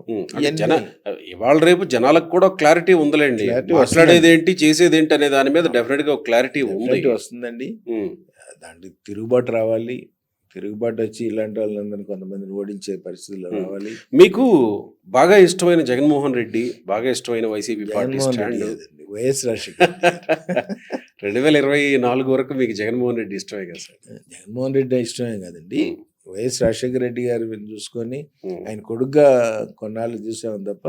కొన్నాళ్ళు సరే, మీరు ఆ ప్రాంతం వ్యక్తిగా సార్, విజయవాడ ప్రాంతం వ్యక్తిగా మీకు మచిలీపట్నంతోనూ గుంటూరుతోనూ మిగతా అన్ని ప్రాంతాల కంటే ఇక్కడ మీ కృష్ణలంక దొడ్డి నుంచి ఈ ప్రాంతాలను కాస్త దగ్గరగా చూసేవాళ్ళు కదా. సో ఇప్పుడు జగన్మోహన్ రెడ్డి ప్రతిపాదన ఏంటంటే రాజధానిగా ప్లాన్ బి మావిగన్ అద్భుతంగా ఉంటుంది, మావిగన్ అభివృద్ధి మంత్రం అంటున్నాడు.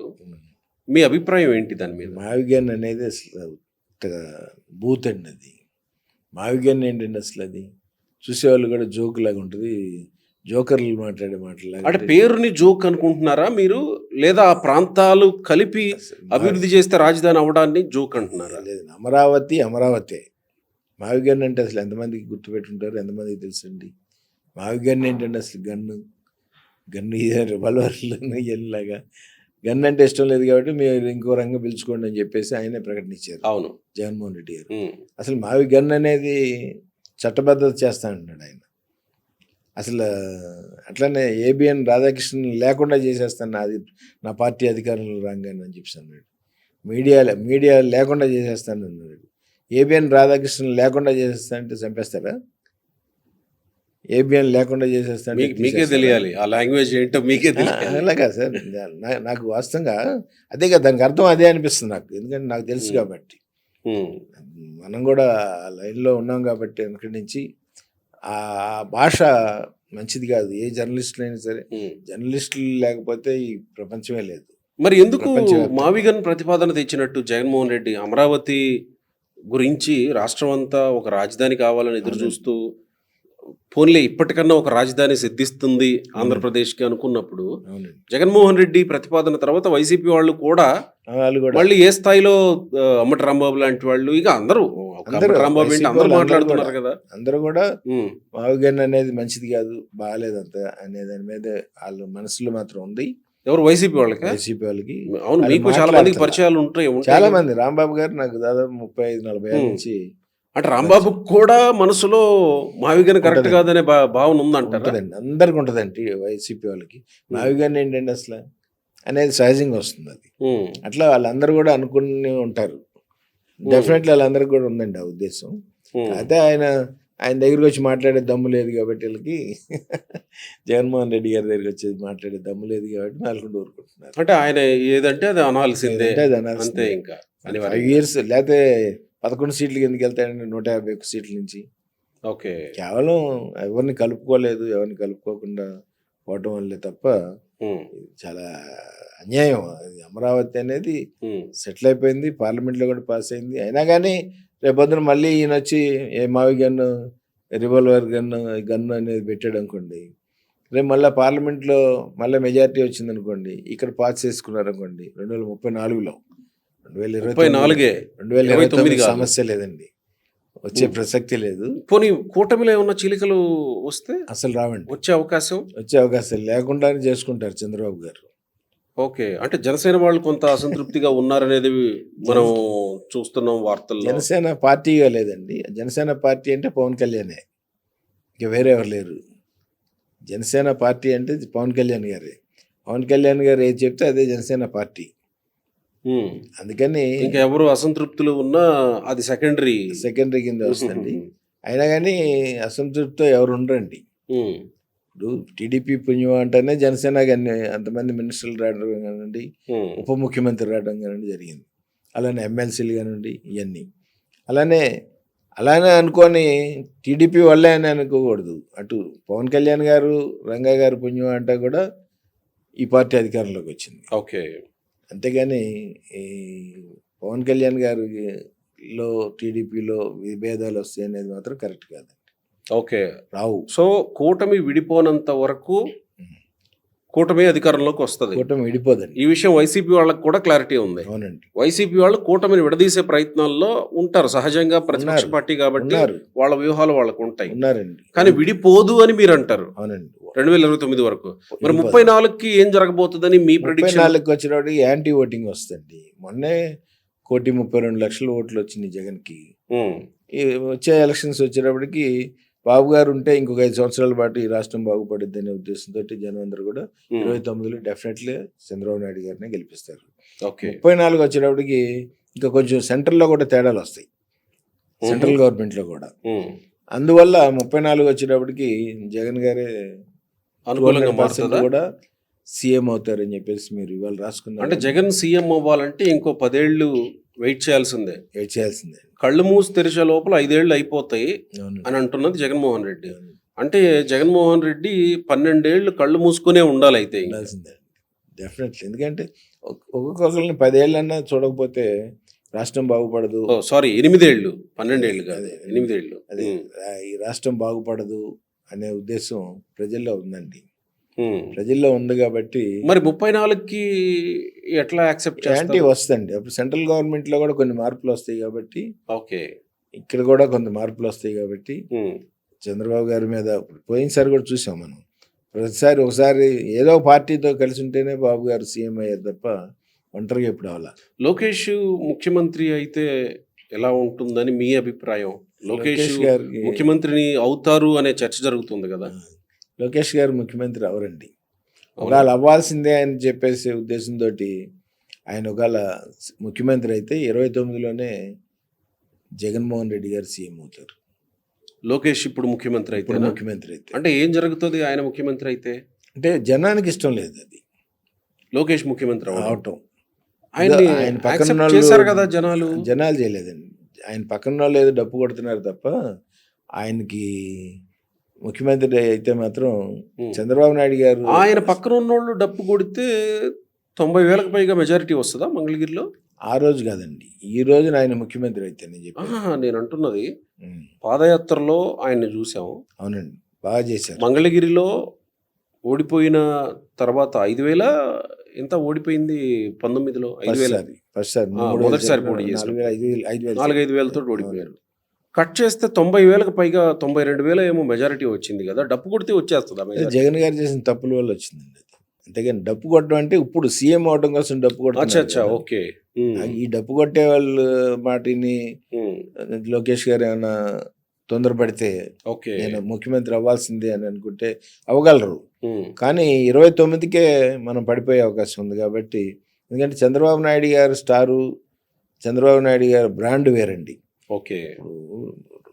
మొన్న సెంట్రల్ బడ్జెట్ రాగానే మనకు న్యాయం జరగలేదని వెంటనే ఢిల్లీ వెళ్తే 10,000 కోట్లు మెట్రో ఇచ్చారు విశాఖపట్నం.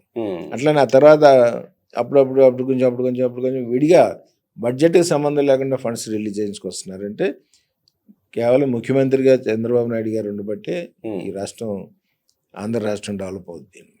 అంటే లోకేష్ గారు ఆ విధంగా ఆ స్థాయి లేదంటారా? లేదండి. అంటే కేంద్రం నుంచి ఒప్పించి తీసుకురాగలిగిన స్థాయి లేదండి. లేదండి, లేదు. కాబట్టి ఏముందండి, తండ్రి ముఖ్యమంత్రి అయితే ఉంది, కొడుకు ముఖ్యమంత్రి అయితే ఉంది అనేది రాజకీయాల్లో కుదరదండి.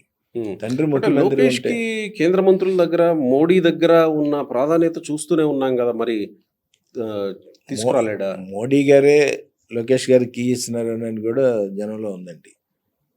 ఎందుకంటే చంద్రబాబు నాయుడు గారి మీద కోపం, ఏది వాజ్పేయి గారి టైం నుంచి కూడా బాబు గారి మీద ఉన్న కోపం, ఆ కోపం ఇంకా ఇప్పటికి కూడా ఉంది. కాబట్టి ఇంకా వైసీపీ పార్టీ బతుకుందండి ఇక్కడ, లేకపోతే వైసీపీ పార్టీ బతుకుంది. కొంచెం క్లియర్గా చెప్పండి దీన్ని, కొంచెం క్లియర్గా. ఇప్పుడు వాజ్పేయి గారి టైం నుంచి చంద్రబాబు నాయుడు గారు అంటే యాంటీ, అది అర్థమైంది. అంటే వైసీపీ పార్టీ బతికి ఉండడానికి చంద్రబాబు మీద మోడీకి కోపానికి సంబంధం ఏంటి అని. అదే వైసీపీ పార్టీని ఇంకా ఆయన జేబులోనే పెట్టుకున్నారు, పోషిస్తున్నారు. లేకపోతే పోషించడం ఇన్ ద సెన్స్ కాపాడుతున్నారు. కాపాడకపోతే మొన్న సుప్రీంకోర్టులో ఇంకా ఎన్నాళ్ళు చేస్తారు వాళ్ళ బాబాయ్ కేసు మూసేయండి ఇంకా కేసుని అంటాం. ఓకే. అట్లనే మరి ఇప్పటి వరకు కూడా అవినాష్ రెడ్డిని కూడా అరెస్ట్ చేయకపోవటం. ఓకే. అలానే జగన్ గారికి ఫస్ట్ ఫోన్ వస్తే ఆయన హార్ట్ అటాక్ వచ్చింది, బాబాయ్ చనిపోయాడని చెప్పడం, తర్వాత గొడ్డలతో నరగటం, ఇవన్నీ కూడా సెంట్రల్ గవర్నమెంట్ తెలియదా? తెలుసు. కానీ ఎందుకు అరెస్ట్ చేయట్లేదు? మోడీ గారి ఆశీస్సులు ఉన్నాయి కాబట్టి వైసీపీ పార్టీకి ఇంకా అరెస్ట్ చేయడం కానివ్వండి, ఆ కేసుల్లో కానీ ఆయన మీద యాక్షన్ తీసుకోవడం కానీ జరగదు. కాబట్టి చంద్రబాబు నాయుడు గారి మీద యాంటీ అనేది ఇంకా ఉంది. అయితే అసలు ఇవ్వలేదని చెప్పి అనుకుంటారు. తద్వారా లోకేష్ ని ముఖ్యమంత్రిని చేయడం వల్ల బీజేపీకి చంద్రబాబు మీద కోపం చల్లారుతుందా? అంటే తొందరగా 29కే జగన్ వచ్చేస్తాడు కదండి. జగన్ వస్తే బీజేపీ అలా అనుకుంటే అసలు 24లోనే పొత్తు పెట్టుకోకుండా ఉండాలి కదా బీజేపీ. అసలు 19లో అసలు డిపాజిట్లు రాలేదు కదండి, 175 సీట్లు బీజేపీకి. అందుకని పొత్తు పెట్టుకున్నారు. పొత్తు పెట్టుకోవడం వల్ల 8 మంది ఎమ్మెల్యేలు అయ్యారు. అంటే పొత్తు లేకపోయినా చంద్రబాబు నాయుడు గారు, పవన్ కళ్యాణ్ గారు ఇద్దరు కలిసి చేసినా కానీ మనకు రాష్ట్రం వచ్చేది, మనం గెలిచేవాళ్ళం అండి. టీడీపీ పార్టీ అంటే బీజేపీకి అసలు కావాలి, కొసరు కావాలి, రెండు కావాలి. అందుకనే 8 సీట్లు రావడానికి కారణం కూడా టీడీపీ, పవన్ కళ్యాణ్ పార్టీ కలిసి ఉన్నాయి కాబట్టి 8 సీట్లు వచ్చినాయి. అంటే వైసీపీతో కలిస్తే రావు అనేది డిసైడ్ అయ్యారు. అసలు కలుపుకోదండి. వైసీపీ కలవకపోయినా గానీ అసలు వైసీపీ రాదు అని డిసైడ్ అయ్యి బీజేపీ ఈ స్టాండ్ తీసుకుంది. అవునండి, కూటమి అని చెప్పేసి. పవన్ కళ్యాణ్ ముందే దించారు కూటమి పేరు మీద. పవన్ కళ్యాణ్ గారిని మధ్యలో పెట్టి కలవాలని పవన్ కళ్యాణ్ గారి ద్వారా కలిశారు తప్ప డైరెక్ట్ గా కలిస్తే పార్టీ వీక్ అవుద్దనే ఉద్దేశంతో పవన్ కళ్యాణ్ గారి ద్వారా కలిశారు.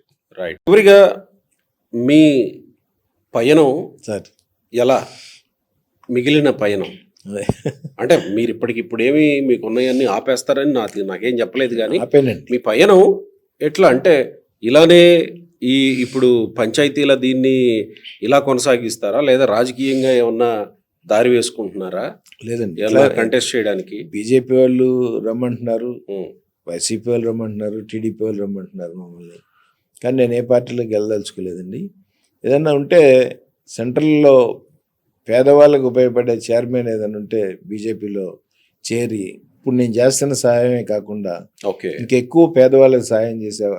అమ్మవారి సాక్షిగా నేను రూపాయి కూడా తీసుకోనండి. నాకు ఆ చైర్మన్ ఇస్తే, వాళ్ళు ఒకవేళ బీజేపీ వాళ్ళు ఇస్తే ఉమ్, ఆ బీజేపీలో చేరి అట్లాంటి చైర్మన్ ఏదైనా తీసుకొని పేదవాళ్ళకి ఉపయోగపడటం కోసం కృషి చేద్దామనే ఉద్దేశం. ఏ పదవి లేకపోతేనే తట్టుకోలేకపోతున్నాం, ఇంకేదన్నా పదవి ఉంటే తట్టుకోగలమా అని అనుకుంటారేమో కదా లోకల్లో ఉండే నాయకులు. అనుకోరండి, అనుకోరు. లోకల్లో ఉన్న వాళ్ళు అందరూ అడిగారు ఓకే. నన్ను రమ్మని.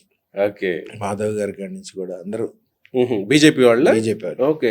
రమ్మని. ఎందుకు సుజన గారే ఉన్నారుగా మీ దగ్గర? సుజనా గారికి కూడా చెప్పానండి, ఇలా సంగతి అండి అంటే కొంచెం ఆగుదాం, కొంచెం నెల 2 నెలలు ఆగుదాం. ఓకే. అయితే మిమ్మల్ని బీజేపీలో ఓ కేంద్ర దీనికి ఏదో ఒక దానికి చైర్మన్ గా చూడవచ్చు. ఇస్తేనే పేదవాళ్ళకు ఉపయోగపడే చైర్మన్ ఏదైనా ఇస్తేనే వెళ్తానండి, లేదా నేను వెళ్ళండి అసలు. ఇట్లానే ఉంటాను. రైట్. ఇలా ఈ కార్యక్రమం ఒకవైపు కొనసాగిస్తూనే ఉంటారు. ఇది చైర్మన్ ఇచ్చినా గానీ ఈ కార్యక్రమం ఇలా కొనసాగిస్తారండి.